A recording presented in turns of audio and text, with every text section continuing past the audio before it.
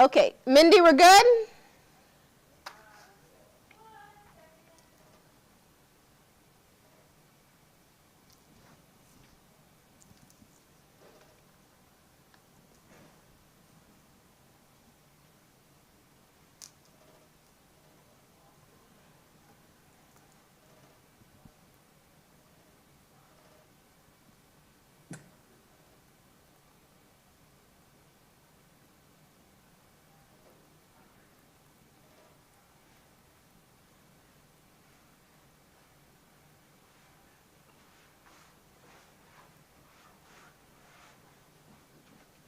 Hey, Jim.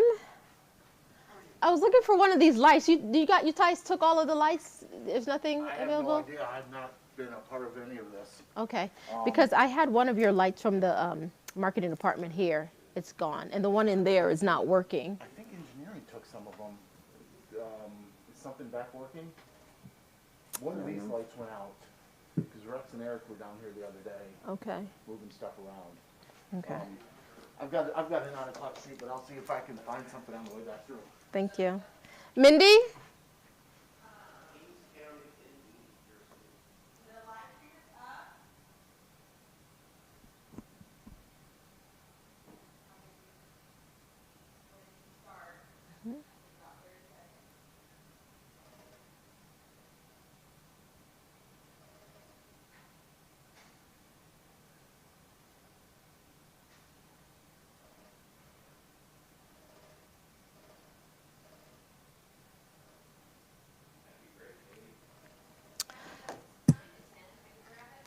Dr. Hodo, she's saying 30 seconds. So as soon as I get the green light, then we can go ahead and resume. But we are live right now on the web, but we're not going to begin until they do the push alerts for everyone to know we're chit-chatting. Sounds good. Should be. And welcome in, folks. You are watching First Coast News' online coverage of the trial of 3 men accused of murder in the shooting death of Ahmaud Arbery in Brunswick, Georgia. So we know Ahmaud was shot and killed back in February of 2020 at the age of 25. And about 3 months later, an arrest was finally made in that case. And now fast forward to November of 2021, and the trial is underway. So after about 3 weeks of jury selection, that wrapped up. We know in the end a jury was selected. There were 11 white members of the jury and 1 black. That is still causing a lot of contention. A lot of people are still talking about that.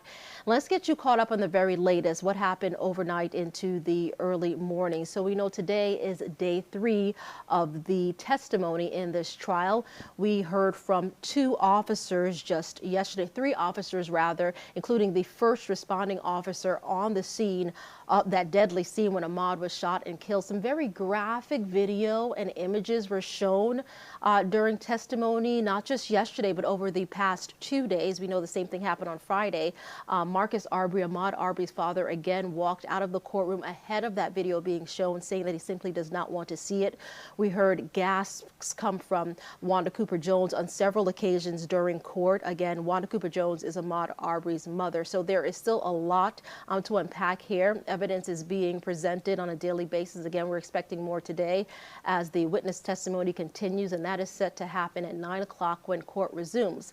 But joining us this morning is Dr. Tammy Hodo with All Things Diverse here in Jacksonville. We want to welcome her in and tell you thank you, Tammy, for joining us this morning.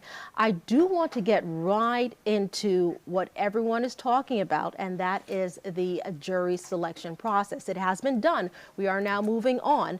We are in the actual trial, but still a lot of people are sitting back questioning the way things turned out in the end. As we know, in Glynn County, the population there is about 62% white, yet and still we know the majority, great majority of this jury is white women, white men, and then again, 1 black man included in it. So Dr. Hodo, I want your take on things thus far. Well, thus far, I mean, it is a bit concerning to me as well in regards to who the jurors are. I don't think it's necessarily representative of that county, and that shows. And I think that it's a legitimate concern that people have, considering the big elephant in the room, which is that social construct of race. You know, so what's at trial here? I mean, we know that the murder took place. They're not denying that they murdered him. but they're trying to justify it on antiquated policies or practices, you know, that were back in medieval times in regards to citizens' arrest and then self-defense, but they chased him down. And when you corner someone, anyone's going to try to fight back because it's about survival. So, I mean, again, I'm concerned about the jury selection as well. There's nothing we can do at this point. But I really hope that the jury looks at what they're being shown. And as you indicated, very graphic video that as a African-American woman or biracial American woman, it's very difficult for me to watch as I have an African-American son. Dr. Hodo, you mentioned an antiquated policy, the citizens arrest law, which we know is no longer in place there in Georgia. That has been repealed. This is following the death of Ahmaud Arbery at this point.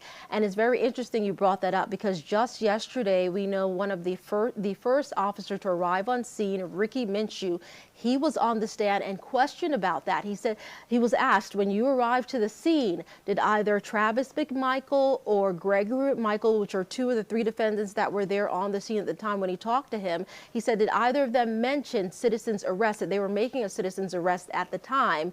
And his exact words were, no, ma'am. We know that is a key point in the defense's case, so that was interesting that that came out just yesterday. But again, we are just hearing from the state's witnesses thus far. Things have just begun. This is just day 3 about to begin again at 9 o'clock this morning in this trial. And for those of you just joining us right now, you're watching First Coast News' online coverage of the murder trial in Brunswick, Georgia. 3 men right now are on trial for murder in the shooting death of Ahmaud Arbery. And joining us right now, who you see there on your screen, is Dr. Tammy Hodo, who is with All Things Diverse here in Jacksonville. Dr. Hodo, let's get a little bit into your background, because your thing, what you're fighting for, is to drive for change, for diversity and inclusion, not just here, but all across the board. So let's get into that, your main goal. So my main goal is really to, and I know this sounds very naive to people, but to actually create an equitable society. And I hear people use equality and equity interchangeably, but they're not the same. Equality is assuming that we're all starting at the same vantage point, where equity is recognizing justness and fairness, and that those historical policies and practices that have impeded certain groups from being able to rise to the occasion where others have been able to. So just really educating people about that social construct of race and recognizing that race is not biologically real. We are all ethnic beings, and teaching them how to engage with other people, whether it be based on sexual orientation, social economic status, sexual identity or ethnicity, religion, and really trying to create this beloved community and thinking about it in the way that we all want to thrive and survive, you know. And right now, many in our minorities communities, we're just surviving. We're not thriving like we should be. And that's problematic to me, and that's what I want to change. What was interesting on day 1 of opening statements, which was last week Friday, I remember the prosecution in her opening statement said that what happened here in the case of Ahmaud Arbery's death was that you had a group of people making assumptions about Ahmaud as they saw him in this neighborhood running at the time. That was her defense. That is something that was said, and I want to get your take on that. Again, that it was simply based on assumptions, what they assumed about this man that led to his death. Obviously, we've all heard the same thing. They thought that he was a thief in the neighborhood because they said they had saw a string of burglaries in the area prior to this incident happening. So your take on that, Dr. Hodo? So I find it rather interesting. And the first responder, they asked him that yesterday, and he said that he had not responded to a lot of cases there in that regard. So to me, that kind of goes against what they're saying. And then they also have spoken about other people going into that same property, looking around, and that assumption. And what it truly is that bias and that criminalization of Black bodies, particularly Black males. And so the assumption that tends to be associated with them is that they're criminals. We know 1 out of 3 African-American men, sadly, will be under the control of the criminal justice system in America. While we only make up 5% of the world's population, we incarcerate 25%, with the vast majority of them being Black and brown men for nonviolent drug offenses. And so the assumption that they have, I think we see quite often, as we still see people crossing streets to avoid African American men. We saw this with Trayvon Martin, or the over policing by citizens who have no right really to try to engage or tell people where they should or should not be. But we continuously see those videos where they're telling Recording people, in progress. You don't belong in this neighborhood. You should not be here. And it's just like, how do you get to decide who gets to be in a neighborhood and whether they're suspicious or not? But that suspicion was truly based on just the beautiful complexion of his skin. I had a chance to sit down with Ron Davis a couple of weeks ago. That story actually aired this morning on Good Morning Jacksonville. You see it again this afternoon on First Coast News and again at noon. And he spoke with me about the fact that normally you don't see convictions in these types of cases unless there is video. Now, in his particular case, his son, Jordan Davis, he was shot and killed at a Southside gas station back in 2012 here in Jacksonville. It became known nationally as the Loud Music case. Jordan lost his life at just 17 years old.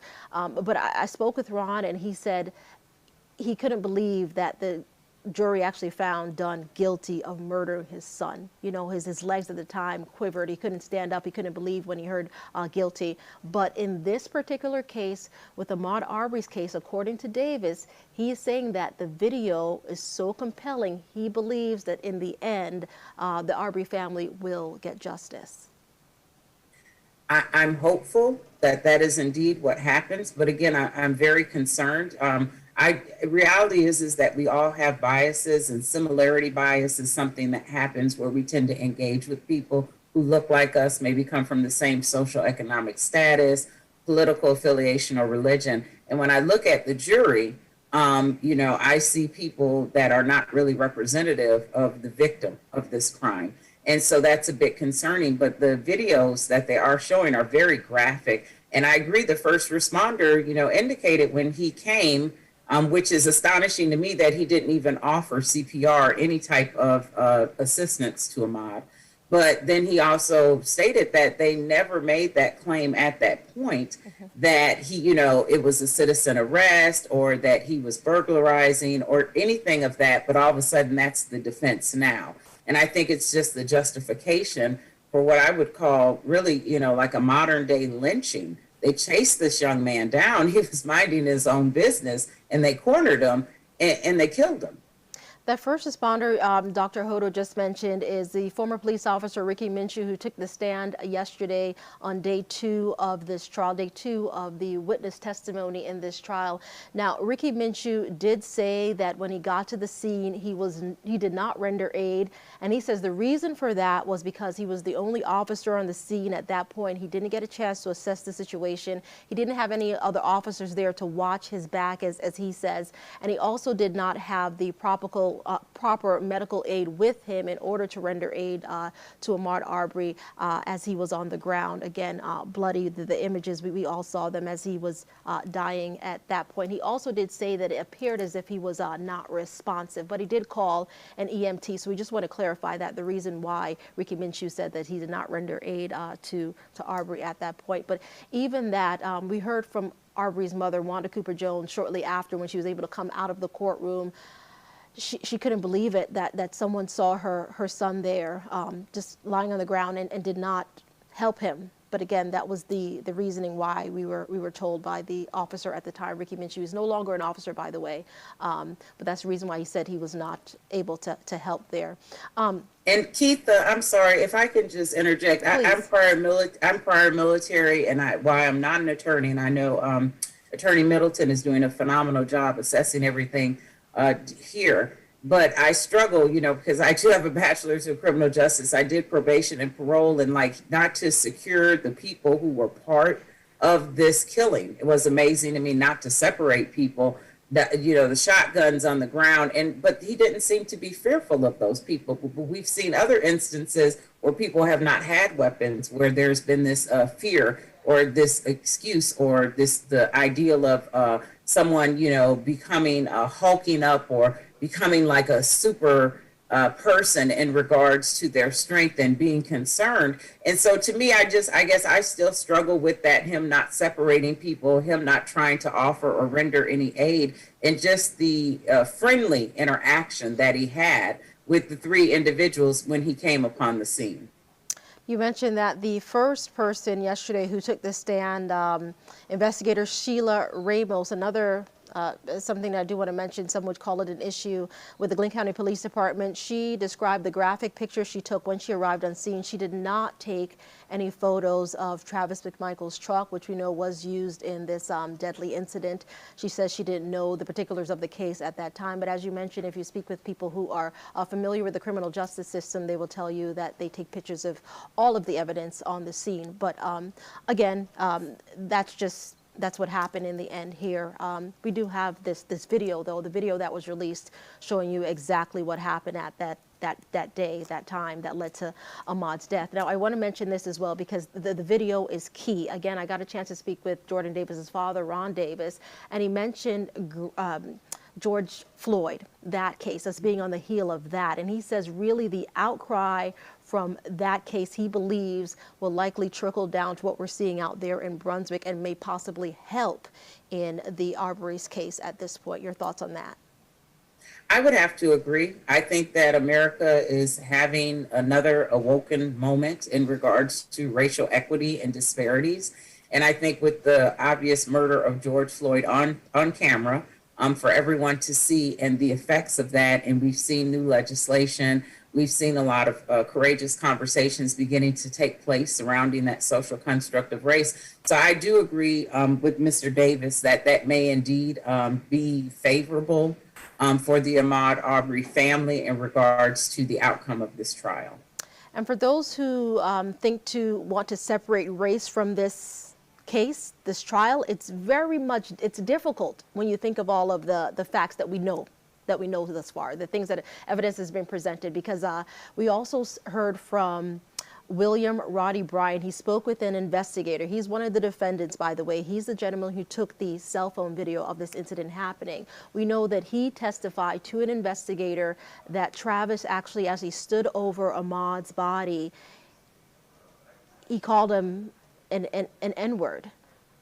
I mean, you hear something like that and you think to yourself, okay, race does play a factor in this. But again, I've noticed just watching prosecution, the state, they have not really used race as a factor as yet. But I believe it will slowly make its way into this case because of the evidence that we're seeing, what we do know so far, the facts of this case. Yeah, and I would have to agree. And they were referring to him as the black male. You know, we heard that conversation, the black male. You know, and his body laying there. And we know also they've shared that other people were well known to go within that property and just look around. It was a new construction site. And no one called the police on them, nor did they attempt a citizen arrest. The assumption was that they were okay, but there was one substantial difference, and that was the color of their skin. And that, again, is a problem. And reality is America was founded on this ideology of the social construct of race and people of color being inferior, which is not true, but is something that is very much ingrained still in a lot of our policies and practices. If you're just now joining us, you're watching First Coast News' online coverage of the trial of 3 men currently on trial for murder. This is in Brunswick, Georgia. This is connected to the shooting death of Ahmaud Arbery. Ahmaud Arbery, at 25 years old, was shot and killed in the Satilla Shores neighborhood of Brunswick, Georgia. He was suspected by the defendants of being a thief in their neighborhood. That led to an altercation and ultimately his death. Right now, we are going into day 3 of witness testimony. The court is set to resume at 9 a.m. this morning. We're now talking to Dr. Tammy Hodel with All Things Diverse. Tammy, you and I were talking offline before we got started to talk with this chat, and we spoke about healing that will be needed within that community. When you talk to anyone, it doesn't matter from what their background is, economic background, they'll talk about the social construct of things there in Brunswick, and they'll say there's a lot of underlying issues when it comes to race that are now coming to light, things that people did not really want to talk about, but they're being confronted with this. So let's talk about that healing. Where do they go from here? Well, racial healing and reconciliation is something that is very important. And last month, along with 90 Forward, One Jacks, and the Jacksonville Urban League, as well as the Diocese of the Episcopalians in Florida, we were able to host a 2-day virtual conference on racial healing and reconciliation, and recognizing that we need to do some soul searching in our country in regards to that social construct, because we have to heal. And racial trauma is real, and it's generational, and it just continues to repeat itself. And it just tends to morph into different ways that we continue to see this inequity and these disparities. And in order for us to heal, we have to have those courageous conversations. But we're seeing a lot of government entities not wanting to have the conversation about the true history of America. It is never about shame or guilt. It is about empathy and understanding and recognizing why some groups are still behind other groups because of policies and practices that impeded their ability to, again, fully develop. So we have to have the healing, but in order to have the healing, we have to have the real, raw conversations and have that vulnerability-based trust where people understand we're not attacking one another, but I need you to put yourself in my mental shoes and understand, why do I have to track my African-American son who's away at college? Although we have reared him correctly, he graduated from Episcopal School of Jacksonville. He's on an academic scholarship, but even though he knows how to behave, that doesn't guarantee me his safety, because it depends who he engages with. We saw that with Jordan Davis. We saw that with Trayvon Martin, and now we see that with Ahmaud Arbery. So this is just very problematic, but it's a conversation or conversations that must take place if we are ever to move our country and move the needle when it comes to race relations.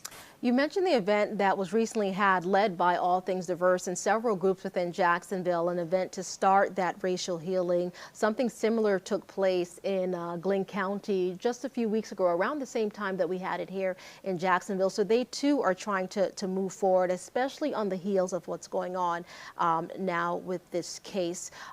Your suggestion, because a lot of people may be listening and not truly understand what is going on here and the racial undertones, what's happening in that county, really all across the nation. If you can't explain it, what is happening? Well, what is happening is we're, again, at a point where we can pivot and make a decision as a society that we want to have equitable outcomes, equitable opportunities. But we're going to have those uncomfortable conversations. And it's not just people will say, well, that happened, 40 or 50 years ago. But we're continuously seeing the effects of that inequality. Is it's a vicious cycle, and so in order to do that, we have to deconstruct and look at historically what has happened. And again, it's not about guilt or shame, but it's to ensure that we do not repeat the same things. And so we need to come to an agreement as a society that we want to afford everyone the same opportunity. And we know that some people are starting behind, but we have to remove those systemic barriers to be able to allow them to move to the next level. So I think we're at a pivotal point in our society, and we really need to decide how we are going to continue on. If you're just now joining us, you're watching First Coast News' online coverage of the trial of 3 men. Currently, they are charged with murder in the shooting death of Ahmaud Arbery in Brunswick, Georgia. And on the line right now with us is Dr. Tammy Hodo with All Things Diverse. The reason we have her here is because race obviously is a factor in this case. Some may not want to say that, but it's obvious the underlying tones in what's going on in this case. So we know that at about 9 this morning, court is set to resume. This is going to be day 3 of testimony. Just yesterday, we heard from 3 law enforcement officers, their take on what happened that day when Ahmaud Arbery lost his life. One of the most, I don't want to say jarring, but something a lot of people are talking about. One of the testimonies that came from the first responding officers, his name is Ricky Minshew. He mentioned that he did not render aid to Ahmaud Arbery when he arrived on scene. And his reason for that, He said that he didn't have any other officers there to watch his back at the time. He wasn't able to assess the situation that quickly. He also didn't have the proper aid with him in order to help Ahmaud possibly, and he believed that he was unresponsive at that time. Now, Dr. Hodo, you were in the military yourself, and you didn't quite agree with that that argument that we were told by Minshew. Why is that? Well, and not only was I in the military, I have an undergrad in criminal justice and did probation and parole for the states of Georgia and Oklahoma. And reality is that you want to secure the scene, and you need to separate the people who are at the scene so they're not able to come up with a story. You know, you want to separate them, and he should have. Ideally, I would have handcuffed everybody, went ahead and separated them, and then provided aid. And that would have been the simplest thing, you know, that he could have done. It may have taken a minute or two. If he doesn't have, you know, he'll have one set or two sets of handcuffs. He has zip ties, which he could have used. I would have separated all three, put them on the floor in different locations or on the ground. And then I would have went and tried to render aid to this man on the ground who's gasping. And he said that he heard that gasp. And he's heard that before, as if someone's taking their final breath. You know, so it makes me question. I mean, could he have survived? I don't know. You know, his body was riddled with shotgun pellets. He was shot, as per my understanding, with a shotgun 3 times. There were 3 shots you know, to hit him, yes. Yes. And so that's what I would have done. And I think that most professionals in that environment, and then his just friendly dialogue with the suspects was pretty astonishing to me. And just to leave this young man's body laying there as he's bleeding out is just amazing. And I understand not having necessarily the right tools, but you can, you know, take a shirt, make a tourniquet. You could do a variety of things in order to try to stop the breathing. You could lift his head up, you know, to make sure he's getting air. There are a variety of things that could have been done. So I just don't agree with what he said. You know, for those who don't agree, as we know, that's simply his assessment. He said that's what happened at that point. Now, Dr. Holder, I do want to get your take because we only have a couple more minutes before we allow folks to tune into day 3 of testimony in this trial. Court is set to resume again at 9 o'clock this morning. Your take overall, your assessment of how things are going thus far and moving forward, your thoughts on things. So I'm hopeful. I do hear a lot of conversations about the black guy, them referring to cornering him, which leads me to believe that this was very intentional. And I'm hopeful, though, that the jury is looking at it from a humanity perspective and thinking, you know, and trying to identify with Ahmaud as well as his family, and having to see those videos, which are very graphic, and see just the what I perceive as the differential treatment of the suspects who committed this crime. So I'm hopeful that things will go in the favor of the Arbery family. But I've seen things like this before, as we all have, and what we often expect may not be the ultimate outcome. So. And your message, Dr. Hodo, to that community as the people there within Glenn County try to heal from all of this? They need to begin to have those real conversations. They need to have conversations surrounding that social construct of race. I would recommend that the religious community, which knows about the beloved community that Dr. Martin Luther King spoke about, begin to engage community members in open forums and explain some of the institutional and historical policies and practices, and begin to create community there where they all recognize that they are together. And that we're all stronger together versus being separated based on social class or, you know, race or any other variable. We as a society are stronger together. You mentioned coming together and the groups, their religious groups. I can tell you there's a Glenn Clergy for Equity, a group of about 50 clergymen within Glenn County. They have come together. So there are a number of groups that are trying to begin that healing process. Some of them have been out there every day through the beginning since it's been almost four weeks now. They've been out there praying with people. Even ahead of all of this, they prayed to set the tone for this trial to keep things peaceful, which it has been overall. We've seen it been a really peaceful situation. Most of the demonstrators, it appears, who are out there have been down to Brunswick several times since it started. You'll see a lot of signs of people holding, saying justice for Ahmaud. everything, again, at this point does appear to be peaceful, and there are groups out there, again, trying to begin that healing process.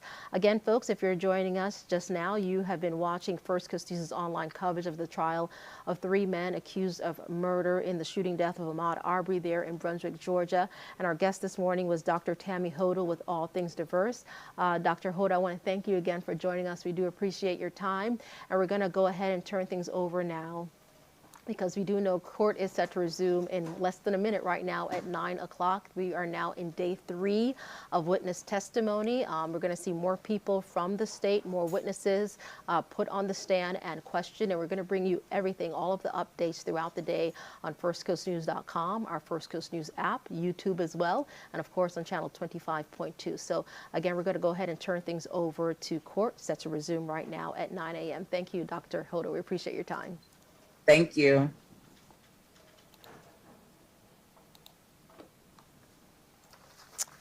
It's a wrap.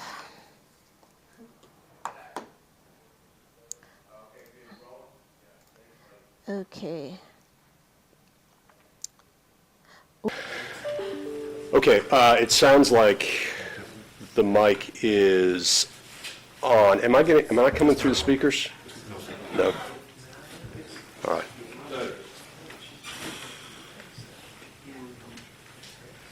The judge's lapel mic not working.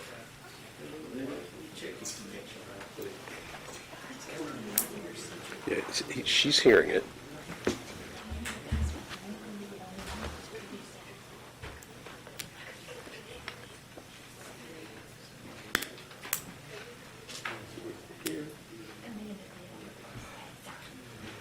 It's always something, right?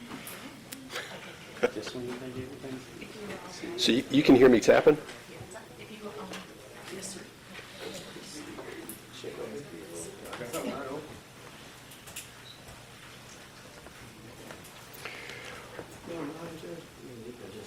Yeah, come on through. You want to come up? Yes. Okay, he's going to come on up. All right, let me step off a little bit. All right, we're going to be in recess for about 5 minutes.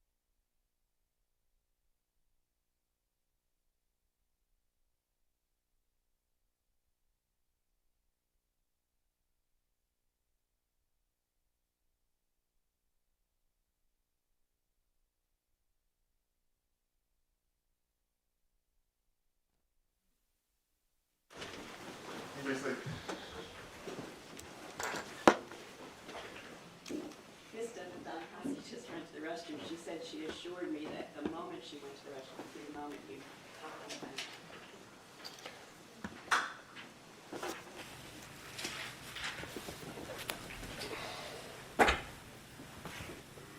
I can't speak for co-counsel, but I'm very happy to proceed without Ms. Dunkowski.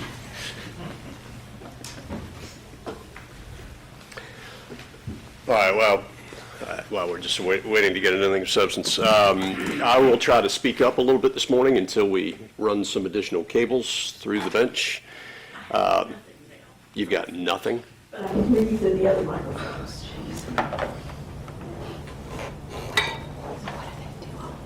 How about if I turn the directional mic? Yeah. All right, another good excuse not to have bench conferences. The directional mic is now faced towards me. The court reporter's got me? Yes, sir. Okay. All right. I was just saying, I'm going to speak loudly. If anybody has any issues hearing me, let me know. We're just running some additional audio cables, which hopefully will be done sometime this morning. Anything from the state before we get started? Nothing from the state, Your Honor. From Travis McMichael. No, Your Honor. From Greg McMichael. No, Your Honor. From Mr. Bryan. No, Your Honor. All right. Just so there had been some discussion in the last couple of days, I think Mr. Hogue had suggested when the jury comes out to ask them about the court's instructions. Instead of doing it that way, I'm having the Sheriff's Department check with the jury in the morning and make sure that there have not been any issues with the court's instructions. If I do get some response back, I'll let the parties know what those responses are. So I'm just going to bring them back and we'll get started. Yeah, with all due respect, that makes me a little nervous to have someone from the Sheriff's Department speaking privately to the jury. It shouldn't, because the bailiff is always with the jury, and she's instructed them on the court's instruction to let her know if there have been any issues with the court's instructions. That's, at least in this court's practice, relatively standard. I'm not going to call them out every day, I've decided, and have them on the record indicate whether there's something there, because there may or may not be, and if any information is provided to the court, then I provide that information to the parties, and I'm happy to do so. That would be Ms. Patrick, Your Honor. That would be what? It's the bailiff. Whoever the bailiff is that day, or whoever the Sheriff's Department is working with the jury plan, there are individuals that are taking care of the jury's security and will be in touch with them, and I have instructed them accordingly. I trust her, I trust them all, Your Honor. I do not join in that objection, or whatever we characterize it. Just for the record then, Your Honor, if we could, fashioned it as a motion, and the motion is being denied, correct? It's fashioned as a motion, yes. I've just explained what the court's process is. I'm not sure that I consider it a formal motion. I'm just informing the parties as to what the court is doing. I guess you raised it as a motion, so technically it is denied? Okay. Or the motion is based on the request of the defense. I'm doing what the defense asked, which is making sure that the jury informs the court affirmatively whether there have been any issues with instructions, as opposed to passively just assuming they've heard the instructions. So it's denied in part.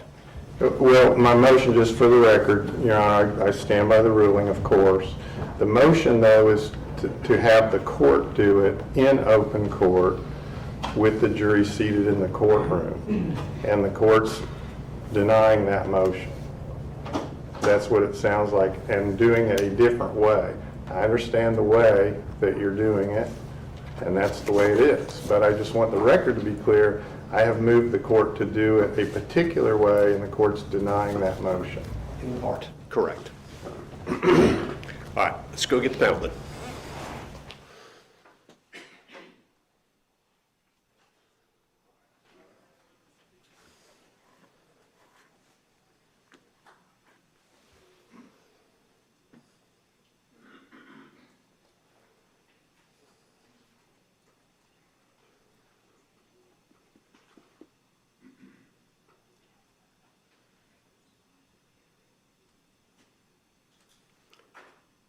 Mark.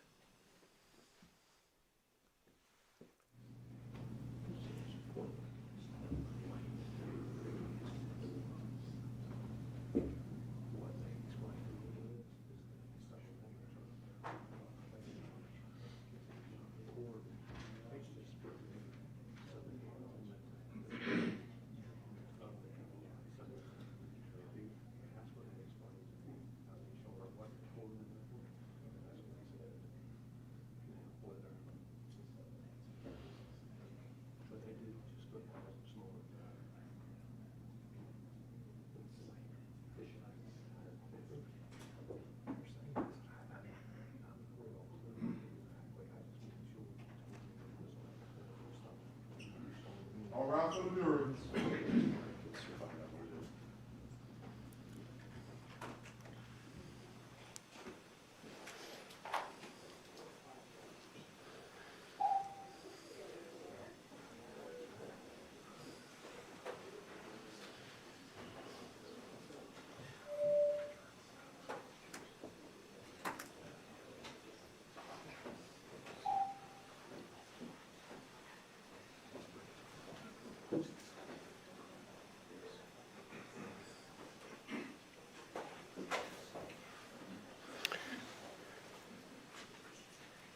Please be seated. Okay. I just want to make sure, I know that front seat, it's difficult, in the corner here, it's difficult to see the big board. Do you have a full view? Okay, I just want to make sure.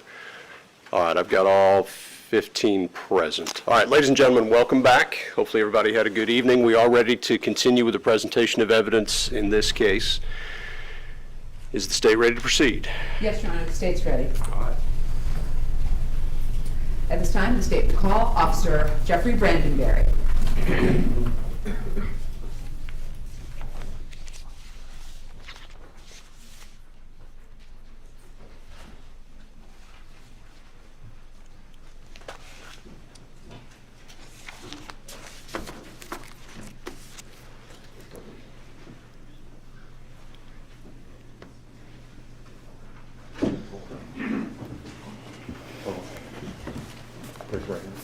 Swear to tell the truth, whole truth, and nothing but the truth. I do. Go ahead, there, sit down.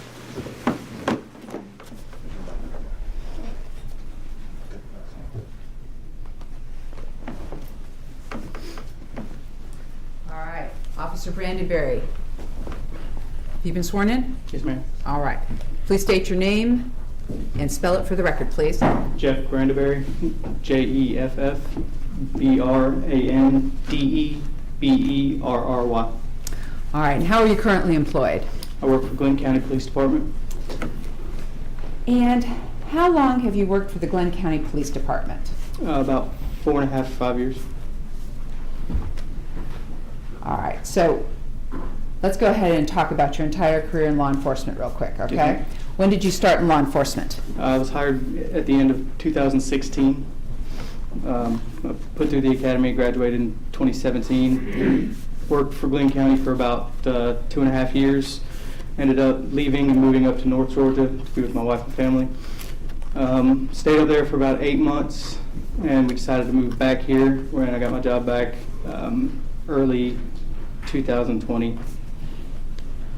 All right, so early 2020, you were rehired by Glenn County Police Department. Yes, ma'am. All right, when you were rehired in early 2020, what were your job duties and responsibilities at that time? I was a patrol officer at the time. I was assigned an area to patrol. My assignment was to patrol that area and answer calls in that area and back up other officers if they needed. And is that currently still, or are those currently still your job duties and responsibilities? Yes, ma'am. Okay, so you're a patrol officer. Yes, ma'am. All right, now, as a patrol officer, you're in a suit today. What do you normally wear as a patrol officer? I normally wear my department-issued uniform along with a duty belt and a body camera. And when you're a patrol officer, currently and back in early 2020, are you alone in your car or are you with somebody? No, ma'am. Policy is that when you come back, you have to go back through field training. All right, so when you came back in early 2020, did you actually go through field training? Yes, ma'am. And who is your FTO or field training officer? Officer Caitlin Roberts. So once you finish the field training with Glenn County, are you a single person in the car or two people in the car? One person. And the car you're in, is that a marked patrol car? It is.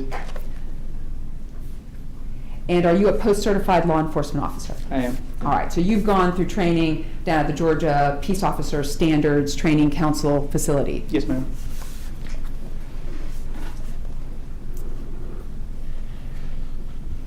All right, so I'm going to direct you specifically to February 23rd, 2020.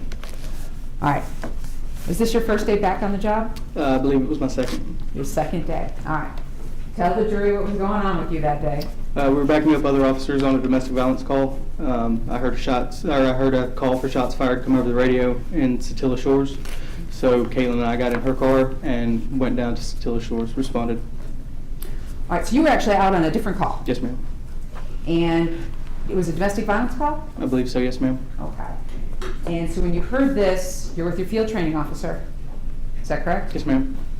And you head to Satilla Shores. Yes, ma'am. All right. So how were you feeling that day?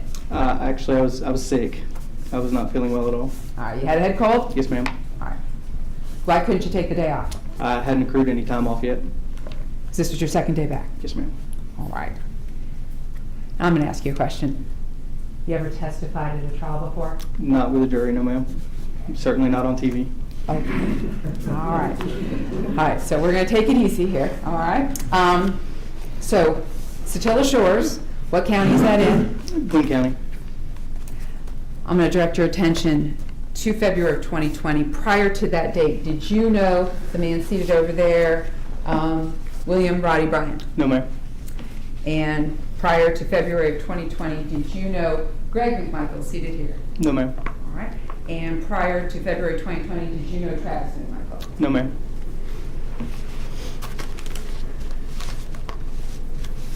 All right. So on this day that you're with your field training officer, what's your shift that day? I was on day shift, 6 a.m. to 6 p.m., I believe. So day shift is a 12-hour shift? Yes, ma'am. At the time, I believe it was. It may have been a 10-hour shift. I don't recall.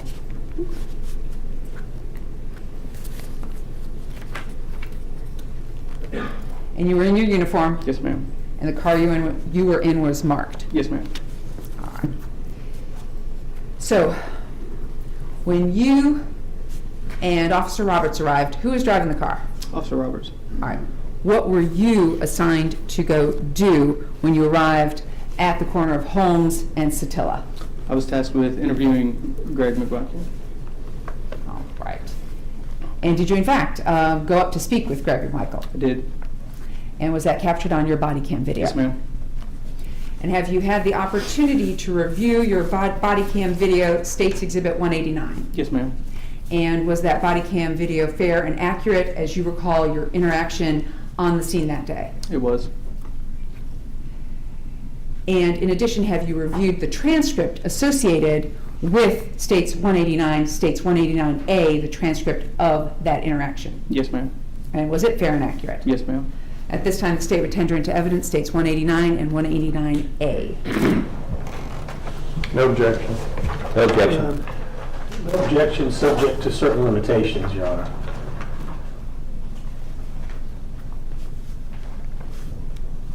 I don't know what the limitations are. Okay. Do I need to do this outside the presence of the jury? Well, we probably could just approach briefly. Ladies and gentlemen, I'm going to ask that you go ahead and take a step into the jury room, and we'll bring you back out in just a moment. It's all right for the jury, please.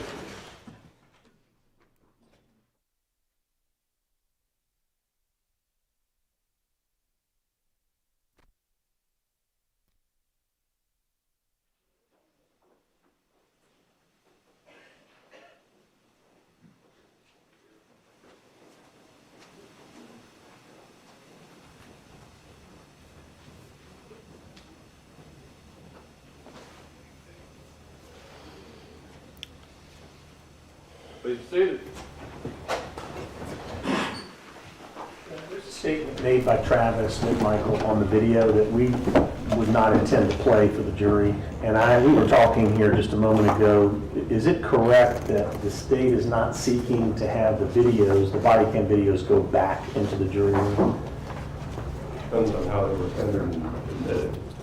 Well, if it's admitted, then it is something the jury could watch again. Well, it depends on, but let me think about that for a second. So in this particular case, the reason we're not playing the videos is because of the brutal issues associated with them.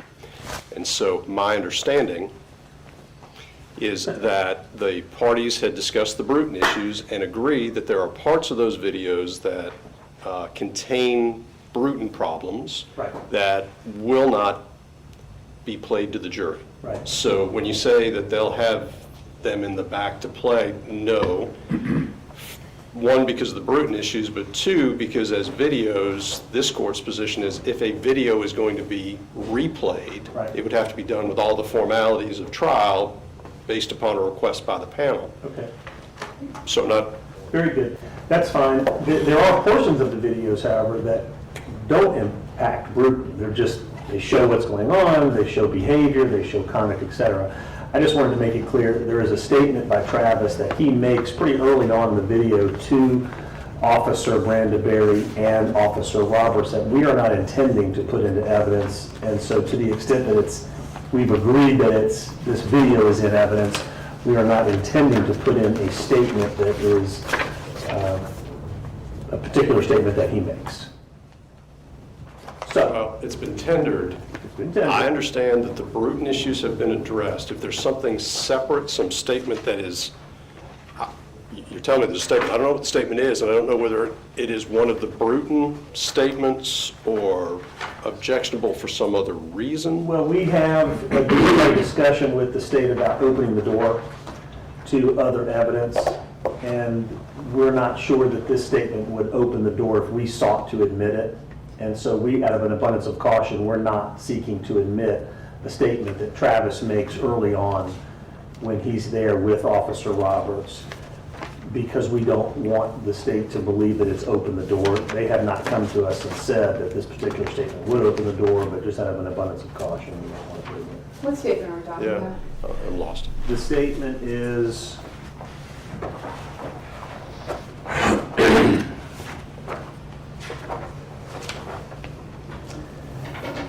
the last thing I ever wanted to do.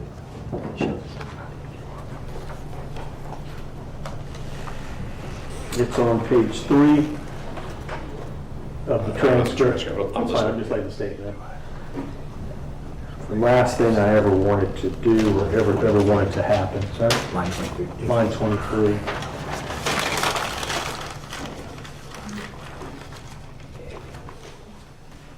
And so to the extent that we just don't want the state to later say that because we didn't state this on the record that somehow we've now put this statement into evidence, which opens the door to some, other motive evidence or something along those lines. Oh, I do understand where defense counsel is going at this point in time. I get it. The answer is, at this point in time, the state is not going to put that statement into evidence. If Mr. McMichael were to take the stand and it became an issue, the state may ask him, did you say this? And we would maybe recall Brandeberry if he denied having said this. And we'll go down that road at the time if Mr. McMichael was ever to testify. So at this point in time, the state is not putting that statement in. Okay. And I just want to make it very clear that was our concern, that we're not intentionally it's not being argued that we're intentionally opening the door by putting in a statement. I understand. Okay, very good. All right. Okay, let's go get the panel.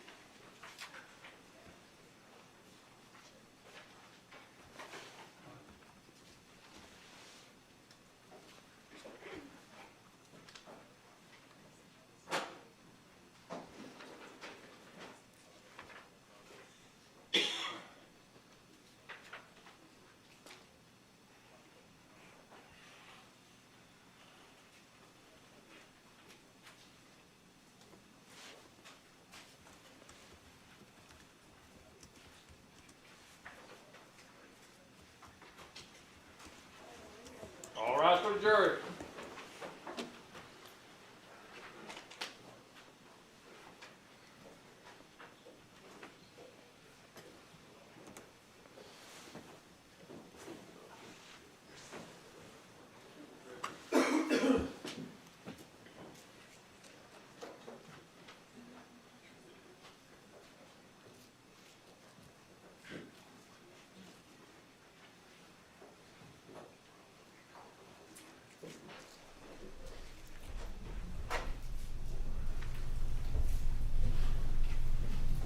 Please be seated.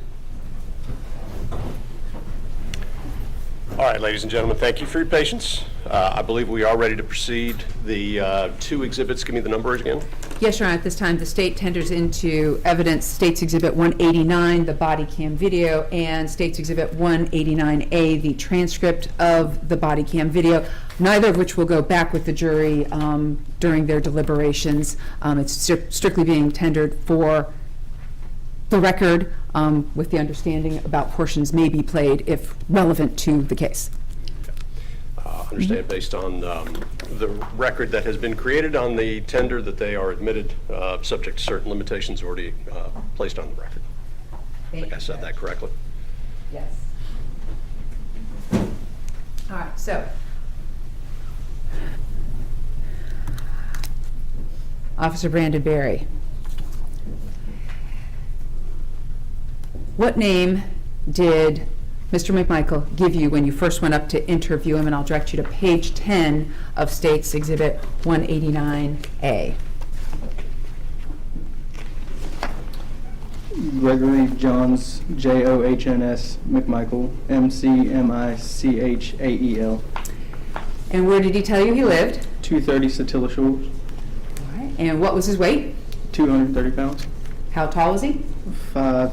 And did he also give you his phone number? He did. 912-217-1726. All right. And is this standard procedure to go up to somebody and ask them this biographical information? Yes, ma'am. And do you recall exactly what he was wearing when you spoke with him? Yes, ma'am. He was wearing flip-flops, blue jeans, a gray long-sleeve shirt, and I believe a black hat at one point. Okay. I heard that, but there's a, Yeah, if you could maybe just try to pull the microphone in front of you. The way the jury stand's working, it's a little awkward, but if you could try to speak into the microphone. You need me to repeat anything? No, I heard that. Thank you. Okay. All right. And you've identified Mr. McMichael as the man I talked to, is that correct? Yes, ma'am. All right. Now, Greg McMichael, at that point in time, did you notice anything on his hands? Yes, he had blood on, I believe it was his left hand. Right. So directing your attention specifically to page 13, okay? Starting with the line, he had his arm. What did Greg McMichael talk about? What did Greg McMichael tell you about the blood that was on his left hand? He said he had his arm when he went down, face down, and his arm was stuck that underneath him. And I don't know if he was going for a weapon or what, because at that point he was still breathing. So I pulled his arm out to see if there was a weapon in it. Okay. So now I'm going to direct you specifically to page 17 of the transcript. All right. Did Greg McMichael tell you what happened? And I'm going to have you do the specific quote of what he said, lines 5 through 9. Yes, ma'am. He said, okay, I was in my driveway working on I'm reupholstering some boat cushions in the back of my truck. I look up, this guy comes hauling ass down the street. I'm talking about dead run. He's not jogging. Right. And then going to lines 13 through 15, what did he say? Right this way. Several nights ago, numerous occasions, the guy has broken in to a house over there. They've got him on video. All right. And when you asked same house, what did he say? Same house. Nobody could ever catch him. They've had him on video going into that house numerous times. And then going to the next page, page 18. Did he get more specific about how many times they've got him on video? Yes, ma'am. What did he say on lines 2 to 3? Anyway, they got him on video going into this house 2 or 3 times. Now, generally, what did Greg McMichael tell you about his location when the actual shooting and homicide took place? He said he was in the back of the truck. Now directing you specifically to page 21. Okay. So if we're going to start off with line 10, so in regard to how Greg McMichael was able to recognize Mr. Arbery, who had been inside that house 2 or 3 times on video, line 10, what did Mr. McMichael say? I've seen these videos, so I know what the guy looks like. Black male, he wears short pants generally, a white t-shirt. He's got these little short dreads. I don't know what the hell you call them, but anyway. So I'm standing in my front yard just a little while ago. This guy comes hauling ass down the street. Like I said, I mean, like something's after him. Okay, so as part of this, did he tell you what he did next on line 17? Yes, ma'am. So starting with so I. He said, so I haul ass into my bedroom to get my .357 Magnum. All right, so hold on. I'm going to have you back up to line 17. Okay. Okay, so what does it say there? In the meantime, so I haul ass back into the house. I Okay, said, all right. Don't want to go into that next line, right? Okay. So we're talking about what Greg McMichael did here, right? Okay, so then what did Greg McMichael say I did on line 19? so I haul ass into my bedroom and get my .357 Magnum. Okay, and then going down to line 22, okay, starting with don't know, what does he say the reason is he gets his gun? Don't know if the guy's armed, because the other night the guy stuck his hands down his pants. Okay, and what did he say about that at the end of line 24 and 25? I don't take any chances.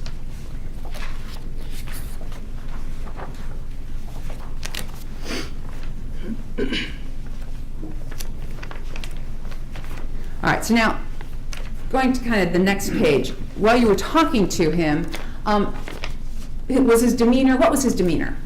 He was pretty amped up. He was, he appeared a little upset. He was talking a lot with gestures and using his hands. Okay. Would you describe him as animated? Yes. All right. And you said amped up as well. Mm-hmm. All right, so did he know where he was? He knew the general area. He did not know what street he was on. All right, did you have to tell him what street he was on? Yes, ma'am. All right. And as part of that conversation at the end of page 22, did he indicate where he saw the man running down? Yes, Line ma'am. 21. He's running down Satilla Drive. Okay. And then what did Mr. McMichael say he went from Satilla Drive?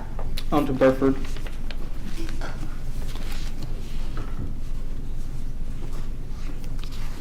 All right. Now, while you're doing this interview at this part, how often are you interrupted? Quite regularly. All right. Like, could you get a continuous narrative from Mr. McMichael while you're standing there? No, ma'am. All right. Why not? Because I was interrupted by other officers and other people on scene. Okay, when you say other people on scene, what do you mean other people on scene? General bystanders. People who are curious and watching. All right. So, did you try and kind of direct him back to keep talking to you at a certain point in time? Several times. All right. So, at a certain point where you're trying to get him back, did you try and tell him, you saw the guy in Burford, the guy was cut off, and then the guy turned around and went back? Did you agree with that? Yes, ma'am. Okay. And at that point, you're trying to tell him, okay, so tell me what happened next. What does he say on page 24 that happened next? On line 2 through 4. He said, I jumped in the back of the truck because I didn't want to sit in that damn kid's seat again. I jumped in the back of the truck. Okay. So, at this point, while you're standing there, are you near the white pickup truck? Yes, ma'am. All right. So, when he says, I jump in the back of the truck because I don't want to sit in that damn kid seat again, does this truck have like only 2 seats, or are there 4 seats? Is it a 2-door, 4-door? It was a single cab. It only had the front driver's seat, and then I believe it was a bench seat, and then the passenger seat. All right. And what was in the passenger seat, if you recall? There was a child's kid seat. All right. And is it your understanding that he's talking about on Burford, he jumps out to get in the back of the truck? Yes, ma'am. Now, after he goes ahead and jumps in the back of the truck, line 7, where does the black male go? He's running down the damn road. Okay. And what did Greg McMichael indicate that he was saying to the black man who was running down the damn road? Stop, stop, stop. I want to talk to you. Okay. And when he got the truck up next to him, what did Greg McMichael say Greg McMichael said to the black man? Stop, goddammit. Was it clear at this point in time exactly where the truck was stopped when he said, stop, goddammit? No, ma'am, not really. Did he indicate how many times he had said to Ahmaud Arbery, stop, goddammit? It sounded to me like he said stop, goddammit one time.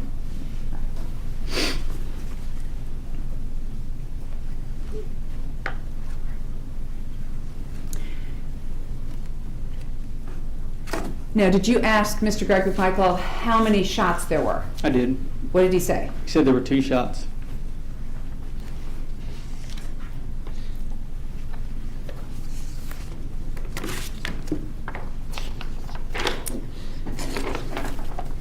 I'm going to direct your attention now to page 25 at the top. And you asked him, so you heard 2 shots. Mm-hmm. What does he indicate? He said he saw him. Okay. And then lines 6 through 9. What did he say then? I saw him, yeah. In fact, if to be perfectly honest with you, if I could have got a shot at the guy, I'd have shot him myself, because he was that violently, and then we were interrupted again. And you were interrupted again? Yes, ma'am. Okay. Now, the person who interrupted you at this time, was this a law enforcement officer? I don't believe so, no, ma'am. Okay, it's just some bystander stranger who walks up. Yes, ma'am. All right. Now, Officer Brandon Berry, second day back on the job, right? You have a cold. Did you allow this strange person to come up and start talking to Greg McMichael? I did. All right. So at any point in time, was Greg McMichael isolated from speaking with any of the other parties there? No. Was he told to sit on the curb and don't move? No. Was he put in the back of a patrol car? No. And so some strange guy just comes up to him and starts talking to him? Yes, ma'am. All right. And you didn't stop him or tell him to go away? I did not. Okay. All right. And during this point in time when this unknown man comes up, did your sergeant also come up and interrupt? Yes. Okay. So you've got your sergeant coming up and interrupting, you've got unknown people coming up and interrupting, and you're trying to get a statement from this person? Yes, ma'am. All right. Now, the person who walked up, was this a man or a woman? It was a male. White, black, Asian, or Hispanic? White male. Did he ever identify himself? No. Did he appear to know Greg McMichael? He appeared to. Did Greg McMichael appear to know him? Yes, ma'am. All right. So I'm going to go ahead and direct your attention now to page 26. All right. Bottom of page 26. And this, we're going to go through this. All right. So this is this unknown male speaker talking. And where are you when this is happening? I believe I was taking down driver's license information. Okay. So they're standing right there. Yes, ma'am. They were right next to me. All right. And this is captured on your body cam? Yes, ma'am. All right. So, line 22, when the male speaker comes up to Greg McMichael, what does this man say to Greg McMichael? He said, I was concerned that it might have been the drunk guy that lives up there on the corner in that house on the right-hand side there. Okay. And Greg McMichael says, yeah. What does the guy say next on line 1, page 27? He's always on the road. He's always walking on the road. And what does Greg McMichael say? Oh, the one that kind of shuffles? And the male speaker agreed with him? Yes. What did Greg McMichael say next?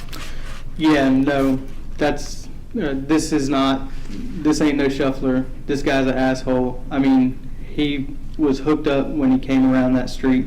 All right, so, hold on. Greg McMichael says, this ain't no shuffler. Yes, ma'am. This guy's an asshole. Who's Yes, he ma'am. talking about? I'm assuming Ahmaud Arbery. Okay. And he says, I mean, he was hooked up when he came around the street. That's what he's telling this other man. Yes, ma'am. All right. How far away were you from the dead body of Ahmaud Arbery when he called him an asshole? 20, 30 feet maybe. Maybe a little bit further than that. And at this point in time, was Ahmaud Arbery surrounded by EMS and other people? Yes, ma'am. The male speaker then asks, was he walking? What does Greg McMichael say? No, running flat out. Running flat out. I don't know where he was coming from down there. So he's telling this stranger, I don't know where he's coming from. Yes, ma'am. And then the male speaker says, you never know what's going on. And then he asks him, are you okay? What does Greg McMichael say? Thank you so much for that. What's he talking about? I'm not sure. Was he given some water at this point? He was. All right. And the male speaker says, can I get some more stuff? What does Greg McMichael say? Line 18. I'm sorry. When the male speaker at line 16 says, I can go get some more stuff, what does Greg McMichael respond? I'm perfectly fine. And then, does the male speaker inquire about his son? Is your He does. son okay? Yes, ma'am. What's Greg McMichael say? He's upset as hell. Does he repeat that? Yes, ma'am. And then the male speaker says, I can imagine. Mm-hmm. The male speaker then asks him a question. What does the male speaker ask him at line 25? So the guy have a gun. And what does Greg McMichael say on the top of page 28? No, I don't know. I mean, I couldn't tell if it's one on him or not, but he attacked my son. All right. At this point in time, are you interrupted again? Yes, ma'am. And who does the interrupting this time? The coroner. The coroner shows up. Yes, ma'am. All right. And the male speaker's then asking him, oh, really? Yes, ma'am. Because he just said, he attacked my son. And what does Greg McMichael say? He came at him. And then what does Greg McMichael say? He tried to get the damn shotgun away.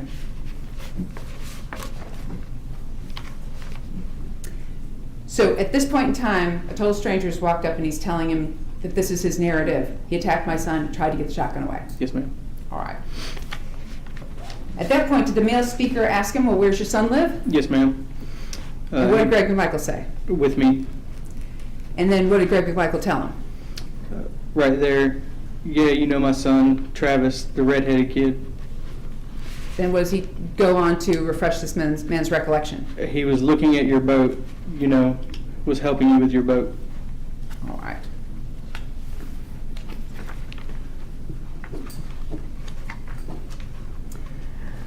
Now,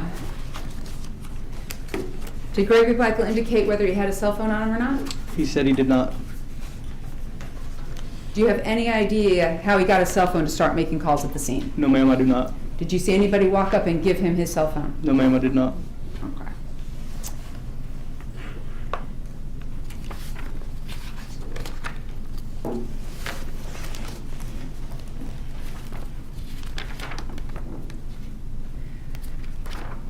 Now, generally, at this point in all of this, the coroner's there, is that correct? Yes, ma'am. And do you kind of pivot away from interviewing Mr. McMichael? Yes, ma'am. So I'm going to ask you a few questions. Did Greg McMichael ever indicate to you at that time that he thought Ahmaud Arbery, the guy, had committed a crime that day? No, ma'am. So he didn't say the guy committed the crime of this? No, ma'am. And when he said to you that numerous occasions the guy has broken into a house over there, they've got him on video, what house was Greg McMichael talking about? A house down the road that was under construction. Okay, so he's not talking about his home at 230 Satilla Drive? No, ma'am. All right. While speaking with you, did Greg McMichael ever use the word burglary? No, ma'am. Did he ever use the word trespass? No, ma'am. Did he ever tell you while you're talking to him that he was attempting to make a citizen's arrest? No, ma'am. Did he ever even use the word arrest? No, ma'am. Did he ever even use the word detain? No, ma'am. All right. Did he ever tell you that, oh, we were going to detain this guy and wait for the police to come and investigate? No, ma'am. Did he ever tell you, oh, by the way, I saw Mr. Arbery throwing stuff out of his pockets as he ran? No, ma'am.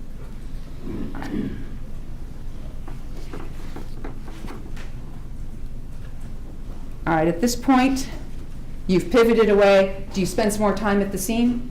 A little bit, yes. All right. And what did you do then for the rest of the day? Did you stay at that scene or did you leave that scene? No, ma'am. Once our investigative division arrived on scene, the scene was turned over to them. We went back in service on the way to headquarters so that I could start on the report. All right. So what do you mean by back in service? What does that mean? We were available for calls. All right. And did you actually go to any other call after this particular incident? No, ma'am. You went back to headquarters? Yes, ma'am. Okay. Where's headquarters? It is 157 Public Safety, or it was Public Safety Boulevard. All right. And how long does it take you to get there from Satilla Shores? 15 minutes. And you went to the station and did you write a report in conjunction with what you had done that day? Yes, ma'am. All right. Is it just a synopsis? Yes, ma'am. All right. And did you upload your body cam video into the system at Glenn County Police Department headquarters? I did. Did that conclude your involvement in this case? Yes, ma'am. All right. Were you still on scene when Sheila Ramos showed up to start taking photos and everything, or had you left by that point in time? I don't recall. I believe we were still there, but I don't recall 100%.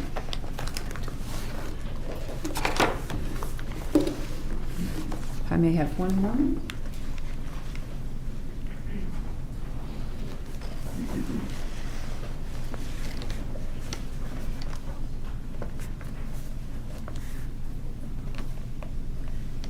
Did you know the address of the house under construction? No, ma'am. Okay, so he just said some house under construction. Yes, ma'am.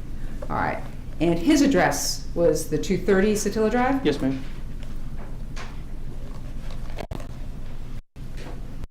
Now, did he ever indicate exactly how far he was right then and there from his house?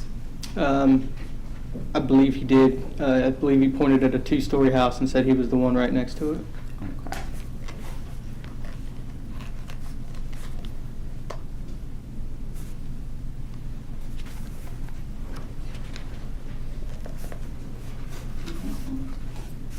Your Honor, at this time, I will pass the witness. Oh, I'm sorry.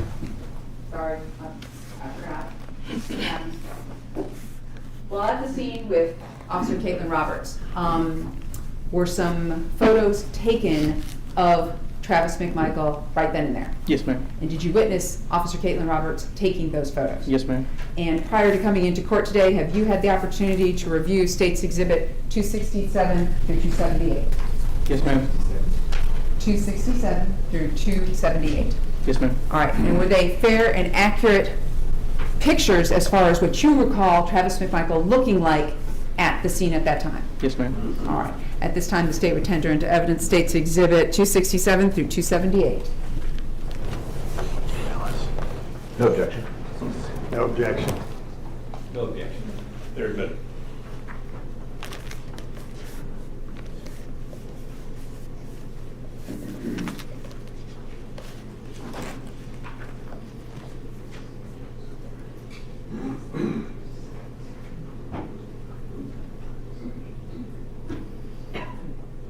So, first off, I'm going to go ahead and approach my approach, Your Honor. Yes. Thank you. Okay. So first off, taking a look at that, is that really pixelated? It is. All right. So, and this is just the nature of the photos? Yes, ma'am. All right. And was Officer Roberts taking this with an actual camera or with something else? I don't believe she was using a camera. Okay, so her cell phone? I think so. All right. So it states 267. Is that what Travis McMichael looked like? Yes, ma'am. 268? Yes, ma'am. All right. Once again, are we looking at the wrist area of Travis McMichael? Yes, ma'am. 269, wrist area and pants? Yes, ma'am.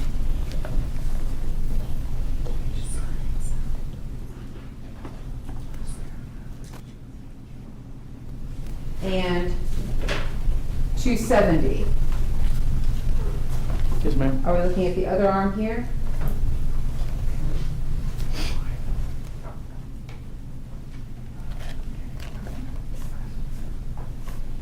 That's 270.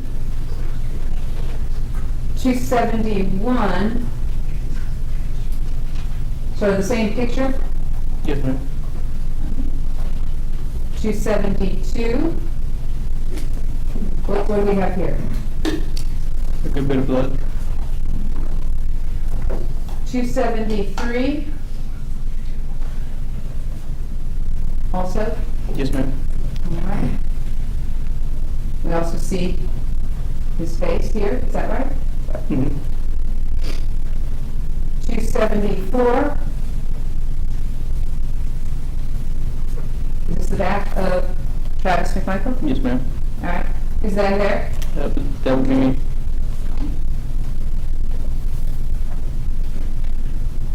275. What do we have here? The back of his head. 276. Are we looking just sort of at the back of his jeans at this Yes, point? ma'am. 277. Looking at blood on his t-shirt. Yes, ma'am. And then 278. What are we looking at there? His face with some blood spatter on it. And it's spatter, right? Yes, ma'am. All right.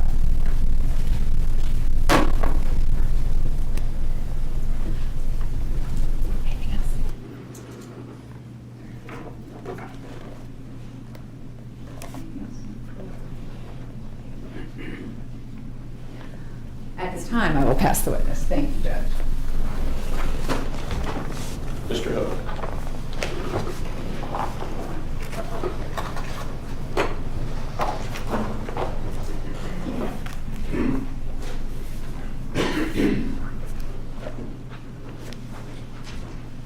Good morning, Officer Branda Berry. How you doing today, sir? Good morning. Turn this so all my jurors can see me. That's not all you, okay?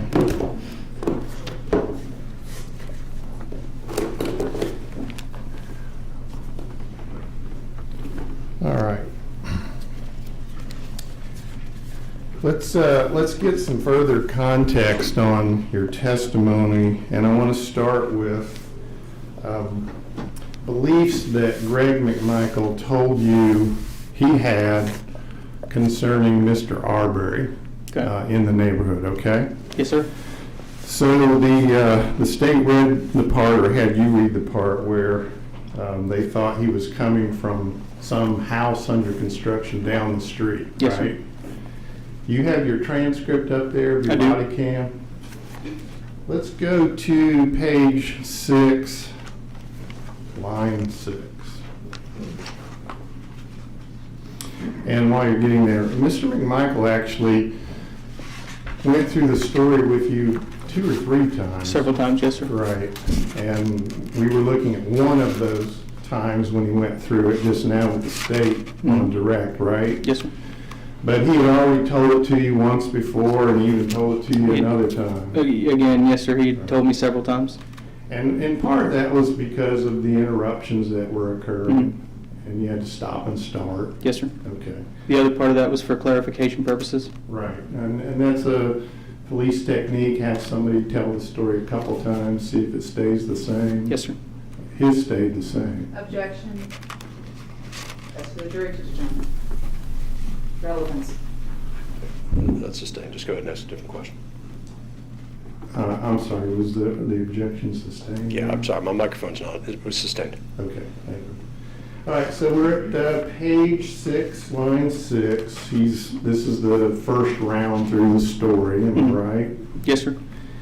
And you're talking to him, and he's describing to you who this guy is, who he thinks he is. And you're with me at line 6. He says, this is Greg McMichael talking to you, right out here, and I imagine on the body cam he's pointing, as he says here, pointing down the street. Objection, is there a question? Compound question?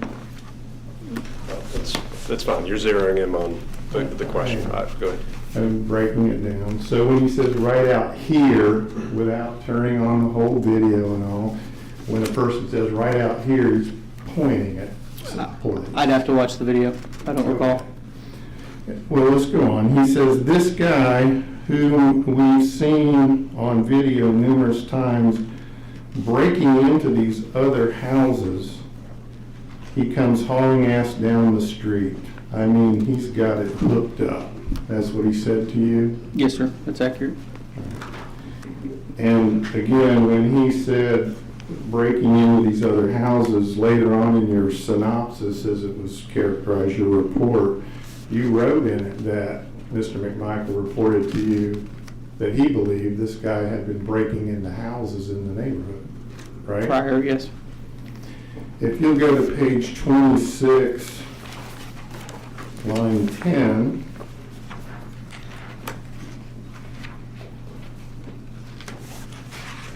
and we're just going to do two more of these that weren't brought out just now. Is this at line 10, Mr. McMichael talking to you, but there's another person that has now come up, another police officer named Sergeant Leska.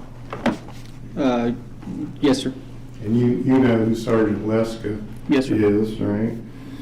And so you're standing there, it's being recorded, but you're involved, I guess, in the conversation, even though he's now talking to Sergeant Leska. I would have to watch the video, but I believe so. All right, well, looking at your transcript at line 10, Mr. McMichael says to you and Sergeant Leska, he's the one breaking in all these houses out here. He said that to you too? Yes, sir. Okay. Go to page 30, and we'll go to line 18.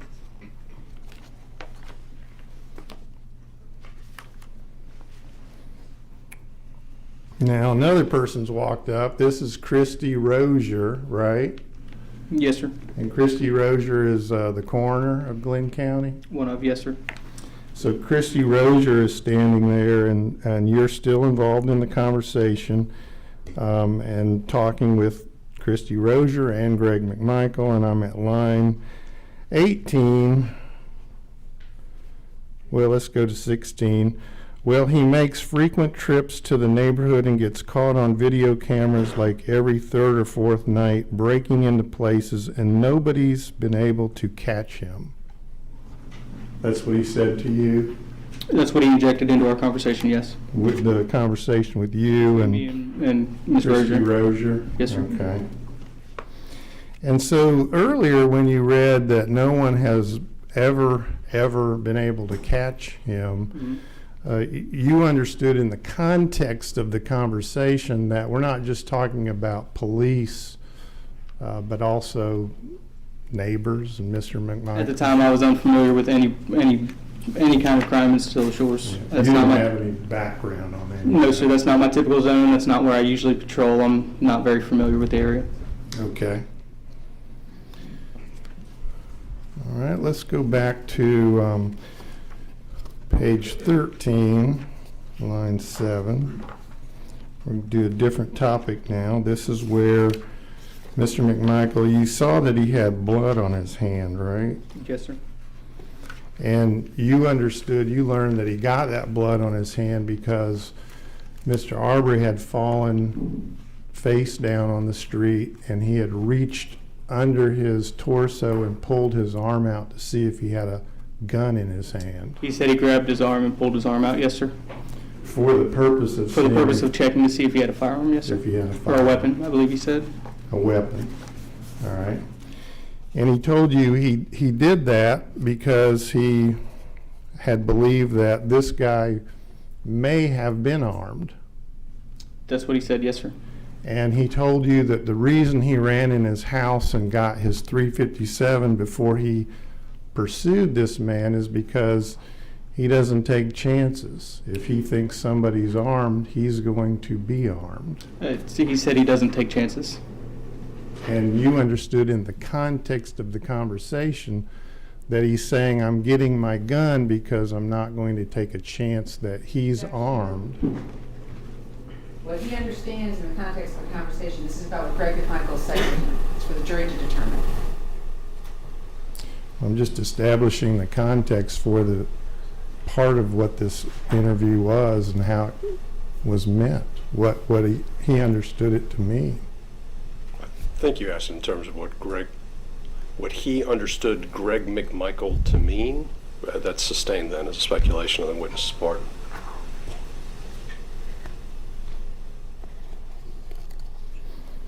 Well, at any rate, the part you read is, in the context of it, he's telling you why he went in his house and got his gun. He told me he went into his house to get his gun. All right.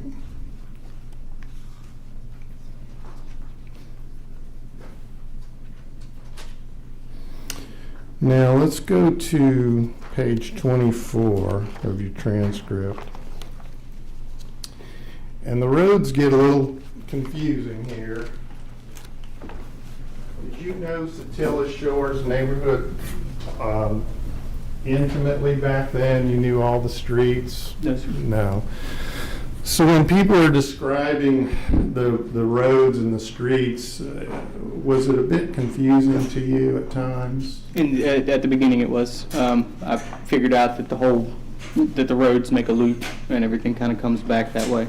Yeah. Well, I'll hold up the map for you. Yeah, I'm going to get this out for you, trying to come in.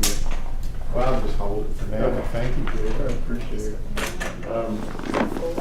There's a map of the neighborhood. Does that look familiar to you? Yes, sir. Okay. And so when you said it makes a loop, you know that up here above this map would be Highway 17, and there's Satilla Drive and Zellwood, the only two roads into the neighborhood. Yes, sir. And then the neighborhood just makes a big loop. Yes, sir. Right? And the roads at issue in the case that you're talking to Mr. McMichael about are Burford, Satilla Drive, Burford, and then Holmes. Yes, sir. Right? And when he was talking, even though he lives here on Satilla Drive, didn't even know the name of Holmes Yes, sir. himself, did he? Correct. First. And it was Officer Sergeant Roberts who injected Holmes into the... I believe it was Officer Robertson. Okay. So... Could you let the other jurors? Yes. You got it? Okay, thank you. So we're at page 24 then, and you were asked to read to the jury line 2, starting at line 2. And this is where Mr. McMichael's telling you, are you with me? Yes, in sir. the transcript? I jump in the back of the truck because I don't want to sit in that damn kid seat again, so I jump in the back of the truck. And even though he didn't say what road that was, you understood and testified a few minutes ago that you understood that to be Burford Road. I believe he said that. Yes, sir. Okay. And then going down on that same page, you were asked to read that they were running down the dam road. I'm at line 7. Mm-hmm. And in the meantime, I'm hollering, stop, stop, stop. We want to talk to you. And you understood that this portion is at Holmes Road or Burford Road? My understanding was that occurred on Burford. All right. The next paragraph beginning at line 10, and we get up next to him, and I said, stop, goddammit. You see that part? Yes, sir. Now, you think that's also on Burford? That's my understanding of it. Yes, sir. There was never any mention of Zellwood, and earlier on, he told me that he turned around on Burford and stopped and began running back towards Holmes. Well, here's what I want you to do, Officer Brandenberry. You can't read this part out loud under the rules, but if you would read to yourself the full paragraph that begins at line 10 and ends at line 17. Just take a moment and read that.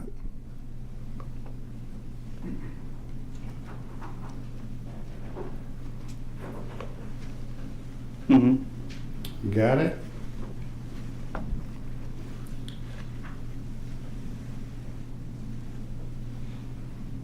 Yes, sir.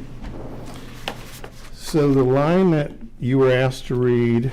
We get up next to him, and I said, "Stop, goddammit," and then you had to stop there. When you read that in context, it appears to you, does it not, that he's talking about the final encounter in the final seconds that's on video there at Holmes Road, almost to the intersection of Satilla Drive, based on what he's describing Yes, has sir. happened in the rest of that paragraph, Yes, right? Okay, so the words "stop, goddammit," he says he uttered or spoke to Mr. Arbery while he's in the back of the pickup truck on Holmes Road near Satilla at the end of this encounter, right? Somewhere on Holmes Road, yes, sir. That's my understanding. Okay. And when he says that's what he said, have you had a chance to review the case beyond your own body cam and your own transcript, for No, sir, example? that's had nothing to do with me. I haven't had any part of any further investigation. Once I left the scene, I was done with it. Right, I understand that part. My question, though, is in working the case, preparing for trial, coming here today, you have not looked at the video, No, sir. what we're all calling the video. You haven't looked at that? I saw it when it first came out. Other than that, I have not seen it. I can't testify to any of that, so that's got nothing to do with me. Gotcha. Just trying to get what does have to do with you in I its understand. proper context here. So when you watched that video, you saw Mr. McMichael, Greg McMichael, standing in the back of the pickup truck Yes, sir. with a phone to his ear. I don't recall. You don't recall No, that? sir. I haven't seen that video. It's been, what, 20-something months? And you didn't listen to the 911 call that he was engaged in at the No, sir. time? Last question. You would agree with me that if this quote we're talking about right here that he said to you is what he thinks he said to Ahmaud Arbery in the final seconds of their encounter, and he's saying it while he's on an open 911 call that's recording it, that the best... Form of question, speculation. Yeah, but- I'm not asking him to speculate anything. You're I didn't giving- even finish the question. Well, but sounds like a long hypothetical to a lay witness. It's not a hypothetical, Your Honor. It's actual fact. I'm asking, if I can finish the question, it would be very clear, and I think he'll be able to answer it. Let's finish the question, but Okay. before you answer, let's go ahead and address what it is. So he's Mr. McMichael's on the scene moments after all of this has happened, being recorded on your body cam, telling you what he thinks he said, the actual words he said to Ahmaud Arbery, right? Yes, sir. That's what he's doing here. Yes, sir.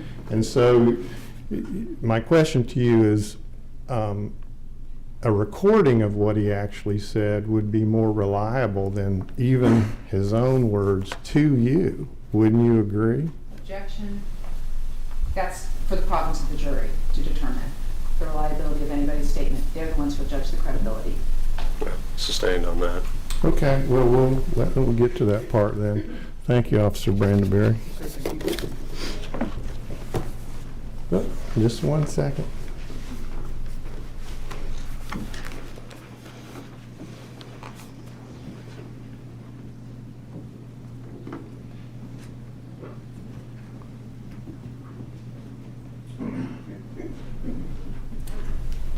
That's my co-counsel, Laura Hogue. We represent Greg McMichael.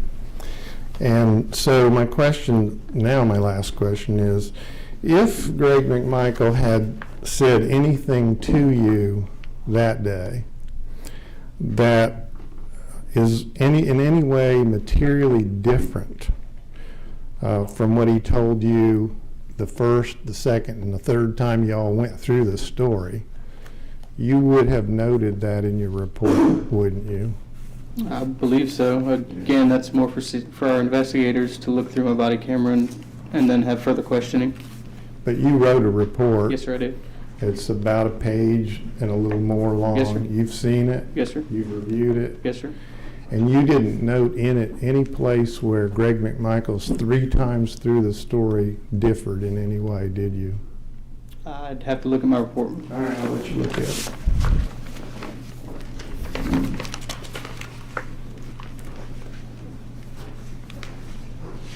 I've got a copy.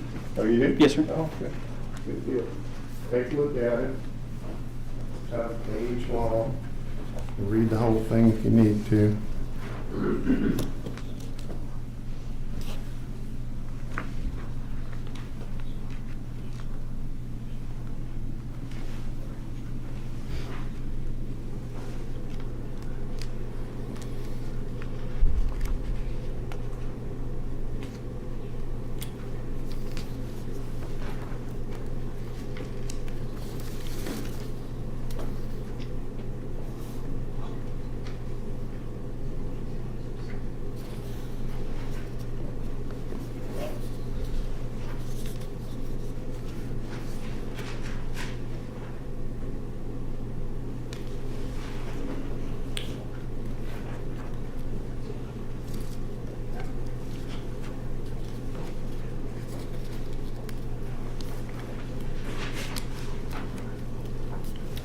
To answer your question, no, sir, I did not.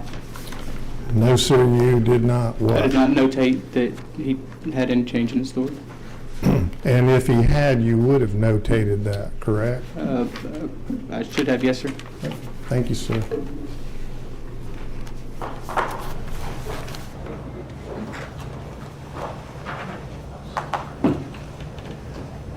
Warrant Officer.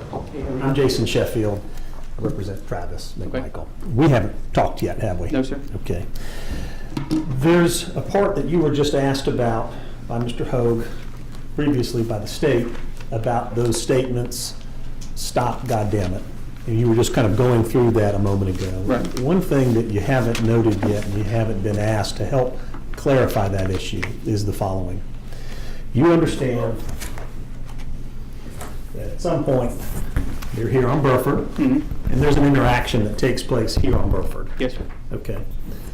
Where Greg says he gets out of the truck, gets down and climbs in the back. Yes, sir. Okay. But in your report there, or in the transcript that you've got, Greg actually says to you that they haul ass around. You recall that? Yes, sir. I believe in context, they said that he turned back towards Holmes and they came around to head him off. Yeah, so you were told that day that they actually hauled ass around and came out this way. Yes, sir.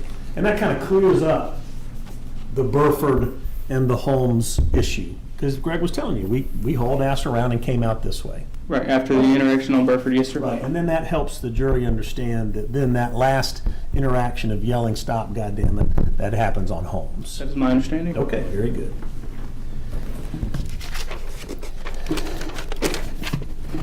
Now, you also had a conversation with Officer Minshew that day. Do you recall speaking with him a little bit toward the end of the day? I don't recall. You don't recall speaking with him? Okay.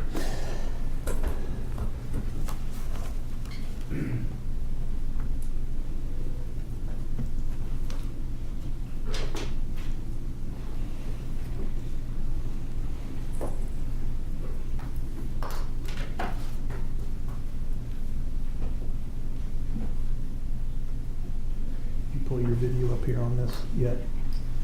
Or I can use mine. Yeah, it's 189. Okay, so Oh, I see. C, no, you gotta go to the folder, CR, see the folder on the flat screen? Yep.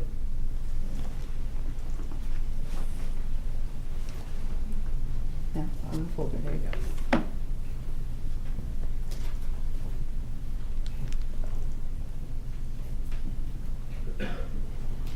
All right, so do you recognize this as the start of your body cam video? Yes, sir. Okay, and you're walking up here over into the side grass. Is that Officer Caitlin Roberts walking in front of you? Yes, sir. Okay. And did you and Officer Roberts have a conversation that because you were back with the department that you were going to kind of get involved in this case a little bit and work the case a little bit? Yes, sir. In fact, she told me that it was going to be my case the whole The initial report and everything, yes, sir. The whole thing was going to be your case? Yes, sir. Beyond what you did? No, sir. Like, I was going to do the initial report, and then the other people who were on scene would do supplementals. I see. That you were going to be the lead officer Yes, on the sir. case? Okay. Did that pan out? That you Yes, were sir. the lead officer on the case? More or less, for the Okay. initial, yes, sir. For the initial report? All right, very good. And your sound's not on yet, correct? Correct. But that officer that you're passing right there, that's Officer Minshew. On the left, yes, sir. On the left, and he's finishing up, tying up the crime scene. Yes, sir. Right? Okay.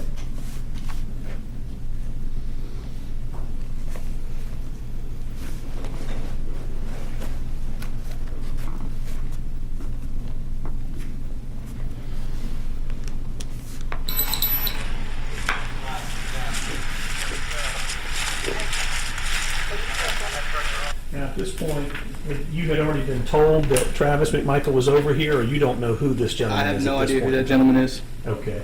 And you're just sort of following Officer Roberts at this point? Yes, sir. We're both walking onto the scene. Do you know that she's been told something about this gentleman? I have no idea. No idea, okay. I know. Just breathe, okay? And she's sort of responding to him saying, I know, just breathe, kind of just calm down. Yes, sir. Correct? Yeah.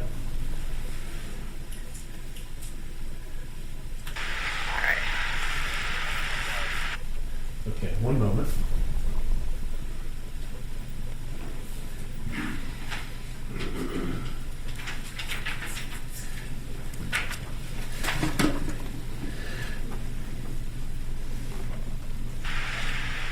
Let me get some stuff for you to clean up with, all right, sir? Okay. You want to wait We gotta take some pictures of you first. do whatever you gotta Yes, we gotta take some photos and then we'll get something to clean up, all right? All right. Okay, so at this point, she's telling him, we need to take some pictures of you, we need to kind of process some things, and his response is, just do whatever you have to do. So it's, is that right? Yes, sir. Okay, it's fair to say he's, from your experience with him, which may be very limited, he's being cooperative. Yes, I mean, yes, sir. Yeah, he's not trying to leave the scene to your knowledge or to tamper with any kind of evidence to your knowledge. Not in 10 seconds I spent with him out Not there, no, intention. sir. And then at that point, you move off and you go do something else. Correct. Okay.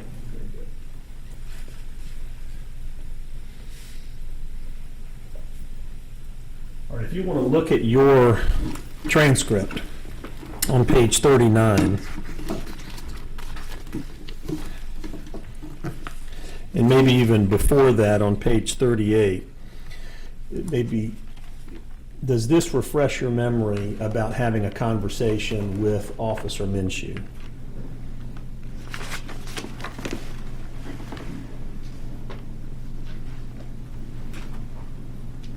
You can look at the bottom of 38 and kind of go into the top of 39.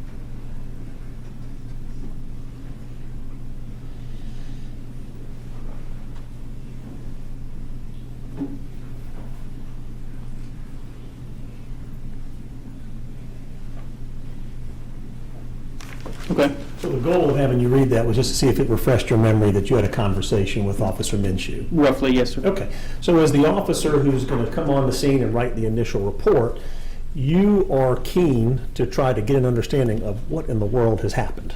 Yes, sir. Correct? Okay, and that includes, who are these two gentlemen that we're seeing here on the side of the road? Who is the individual lying in the road? Yes, sir. Correct? And so you're beginning to start to piece some things together so that as you write your report, you can be as detailed as you can be, correct? Yes, sir. And be accurate as you can be. Yes, sir. Right, okay.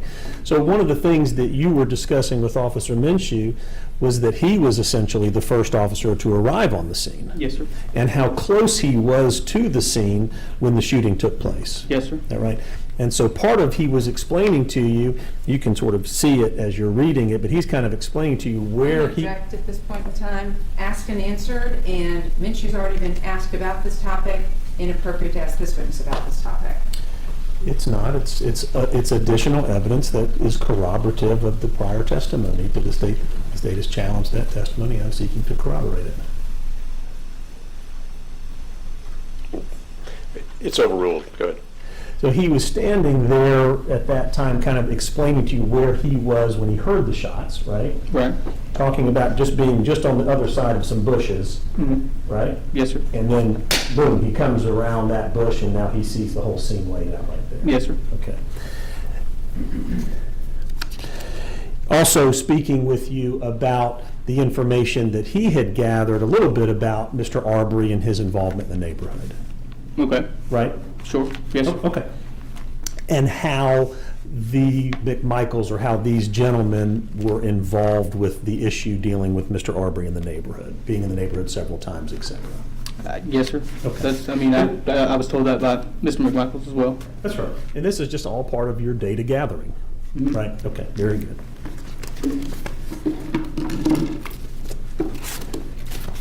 One moment, please. I don't have anything further. Thank you. There may be one more turn. No questions. Thank you, sir. Thank you. Any redirect in the state? Yes, Judge.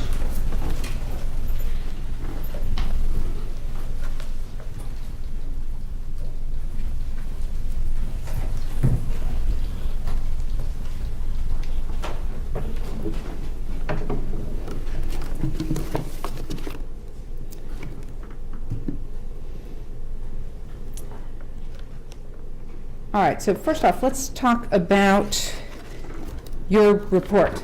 Yes, ma'am. All right, so your field training officer on your second day back at work while you have a head cold tells you you're going to be the lead on this case. Yes, sir. Or, yes, ma'am. Okay, and has you write up a report. Yes, ma'am. All right.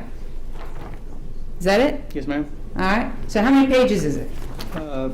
Page and some change, maybe. Okay, so this is a homicide case. Got 3 people involved. Got a bunch of officers on the scene, and your report's a page and a little paragraph. Yes, ma'am. All right. Is this really just a summary, kind of what Greg McMichael told you? Yes, ma'am. All right, and the transcript that you have right there, States Exhibit 189A, 47 pages? Yes, ma'am. All right. And you weren't the only one with body cam, right? No, ma'am. All right, did you review anybody else's body cam? I don't recall reviewing anybody else's body cam. No, ma'am. Did you interview the CID detectives? No, ma'am. Okay. So this really was just a report kind of about what you did with regard to Greg McMichael? Yes, ma'am. Okay. Now, when you are interviewing Greg McMichael, right here, and you see this, when Travis is right there, at this point in time, did you know that Greg McMichael had already gone up to Travis and told him, you had no choice, you had no choice? I still, to this day, didn't know that. No, ma'am. Okay. Do you have any idea how much Greg McMichael told his son at this point in time when you go to talk to him? No, ma'am. All right. Do you know who else Greg McMichael has gone up and talked to at the point he's about to be interviewed by you? No, ma'am. All right. So at the point he's being interviewed by you, did he mention he'd spoken with Diego Perez already? No, ma'am. Did he mention he'd already talked to William Rodney Bryan already? No, ma'am. Okay. So he didn't bother to tell you who he had spoken to at the scene about this before you ever interviewed him? No, ma'am. And at the point you're interviewing him, his son has shot and killed somebody, right? Yes, ma'am. And that body's laying 20 to 30 feet away, right? Yes, ma'am. All right. And he's animated, right? Yes, ma'am.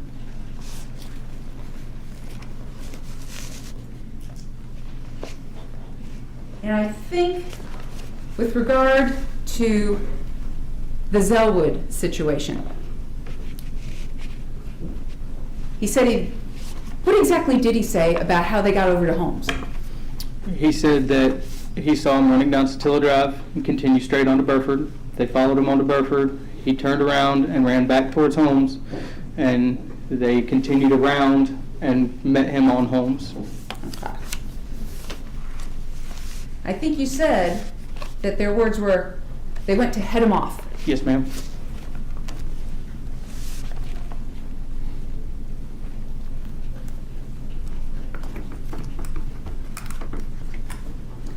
All right.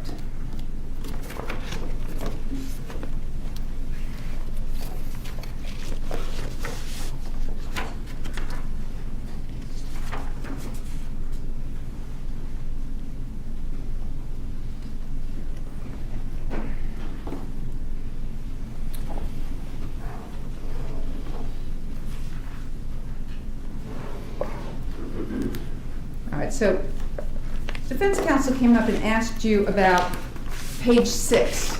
Okay, so I'm going to take you back to page 6. Lines 6 through 8.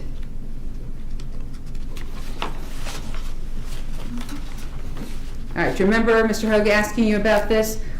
This Yes, ma'am. guy who we've seen on video numerous times breaking into these other houses, he comes hauling ass down the street, right? Yes, ma'am. Okay, so at this time, when he first starts talking to you, this is page 6, he's on video numerous times breaking into these other houses. Did Greg Michael tell you which houses? No, ma'am. Did he tell you which houses to go to? No, ma'am. Did he tell you if he had any hard evidence that Mr. Arbery was the one breaking into other houses? No, ma'am. He said there was a video at one point, but at this point, I don't believe. Exactly. Let's go ahead and move forward to page 17.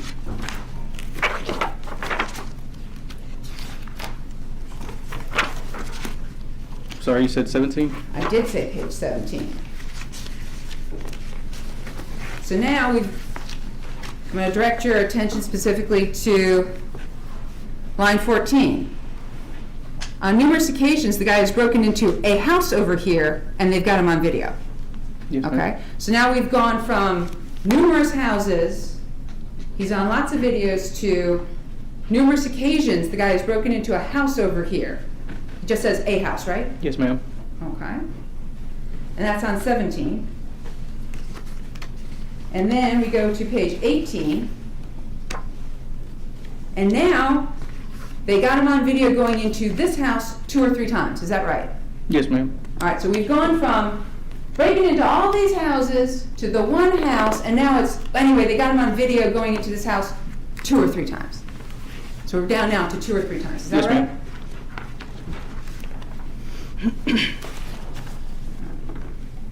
Now, he does go on page 26 to say he's the one breaking into all these houses out here. Is that right? Page 26.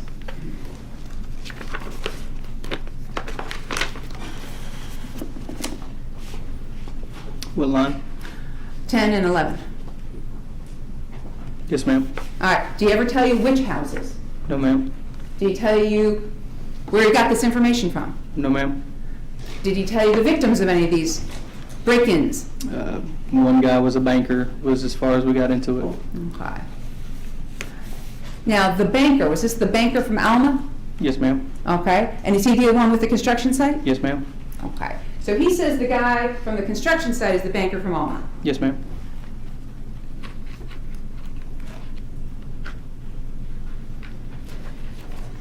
And now, I want to take you to page 30. I want to get real specific about page 30 for a second.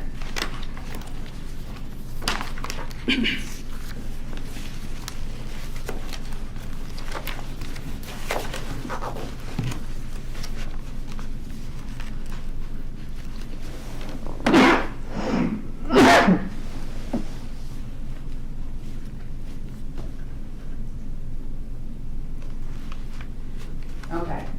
So, we were talking about our interruptions and everything, right? Yes, ma'am. All right. So, Christine Rozier, who's she? She is the county coroner, one of the county coroners. And she had shown up, right? Yes, ma'am. Okay. Now, who's Christine Rozier trying to talk to? She's trying to talk to me. She's trying to talk to you. Yes, ma'am. Is she trying to talk to other law enforcement officers? No, ma'am. Just you. Not that I recall. Yes, ma'am. Only me. Okay. And I think you said that Greg Michael inserted himself in the conversation. Yes, ma'am. Was she trying to talk to Greg Michael? No, ma'am. Right. And so he came up and starts trying to tell her what went on. Yes, ma'am. And that's when he starts telling her, on page 30, well, he makes frequent trips to the neighborhood, gets caught on video camera like every third or fourth night, breaking into places. Is that right? Yes, ma'am. Okay. Now, you, as the first responding officer, did you ever find out any of this video footage where he's breaking in every third or fourth night? Me personally, I have not seen anything, no, ma'am. All right.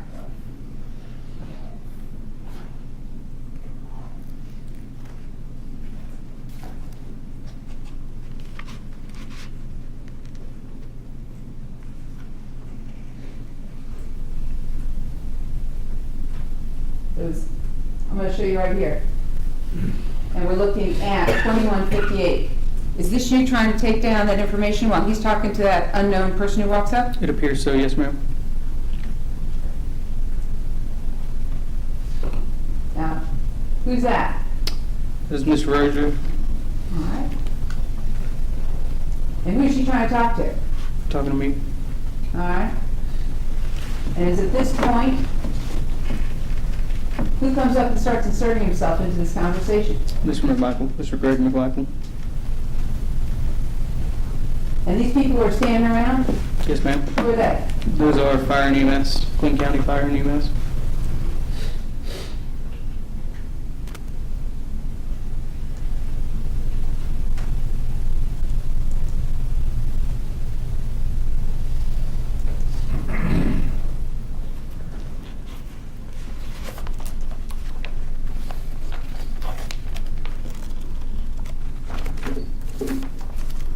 At that point, did anybody tell Mr. McMichael to back off, step away? This is Not the that I corners? recall. No, ma'am. Okay. So nobody's telling him, this is none of your business, we need to do our business now, you need to go away. Not that I recall. No, ma'am. Why not? I don't have a good answer for you.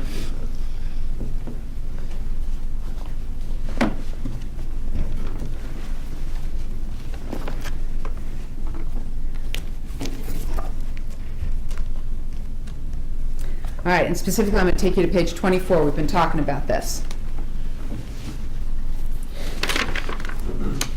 Yes, ma'am. All right. So,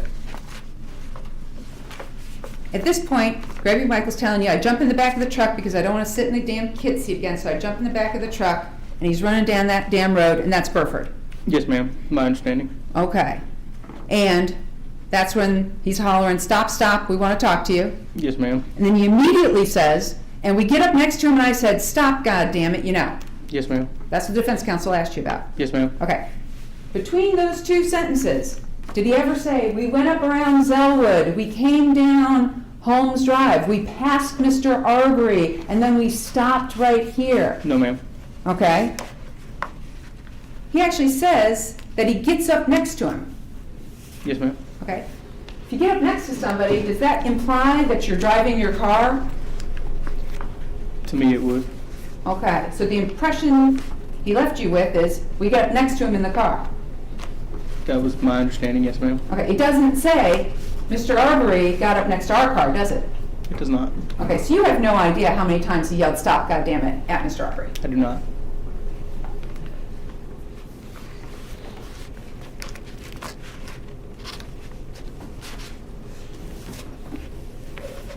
And I just want to be really, really clear on page 21 at the bottom.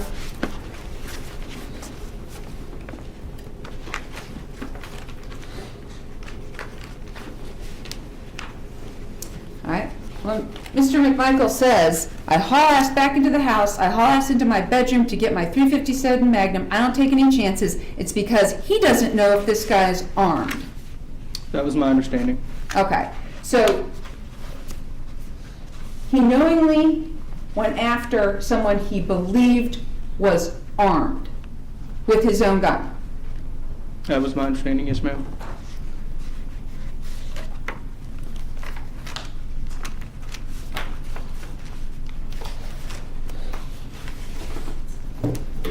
I'll pass the witness back. Let's do this back in order. And I think Mr. Hogue. Just a couple of questions.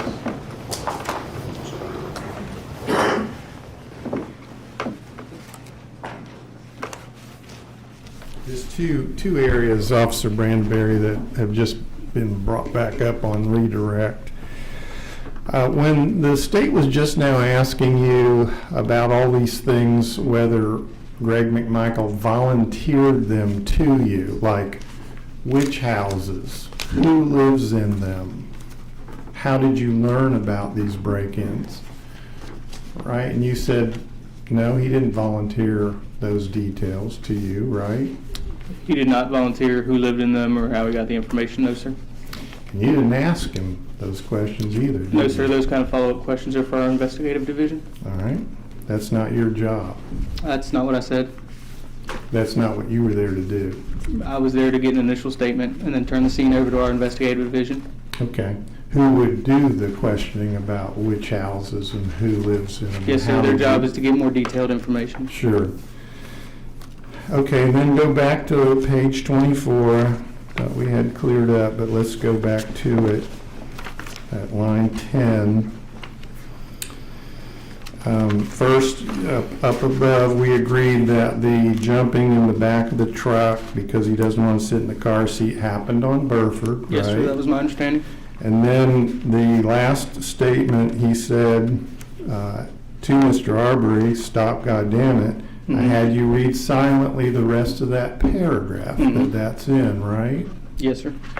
And we agreed, did we not, that at that point it appears he's describing to you what he said to Mr. Arbery. He never said where it took place. Right, but you agreed with me, we're talking about Holmes Road. It could have been on Holmes, it may not have been, he didn't clarify. Okay. At the time, I didn't ask. So earlier, though, when we agreed that based on the context of this whole statement, that you can't read to the jury, but you read to yourself, you agreed with me he's talking about Holmes Road. It could have happened on Holmes Road, it may have happened on Burford, he doesn't say. I can't attest to either one. All right. He never clarified. So when we agreed earlier, you're now backing off that? Sustained. So we don't agree now that this is on Holmes Road. Is that what you're saying? I'm saying it was never clarified as to where it happened. It may have happened on Holmes Road, it could have happened on Burford, I don't know. You don't know? No, sir. All right, thanks.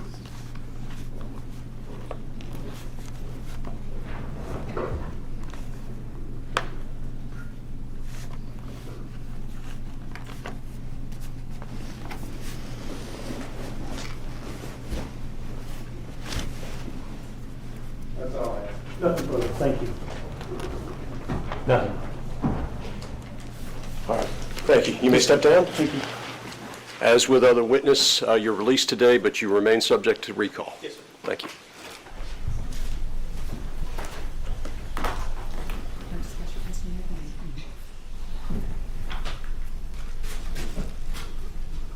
All right, ladies and gentlemen, we're going to take a 15-minute recess and then continue with the presentation of evidence in this case. Thank you. So rise for the jury.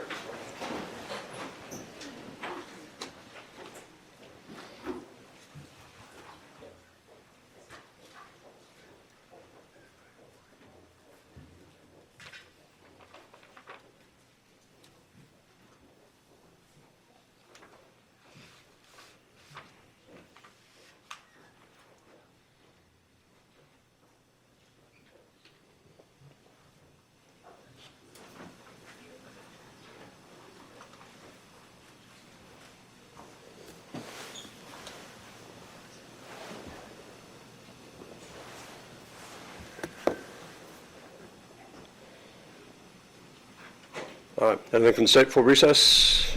Travis McMichael? I just want to put on the record, we joined Mr. Hoag's earlier motion about the sheriff talking to the jury. Just for the record, Travis McMichael joins that motion. He said it, we never said anything at the time. All right, anything from Greg McMichael? Nothing now. From Mr. Bryan? Nothing here. All right, 15 minutes, 5 past the hour.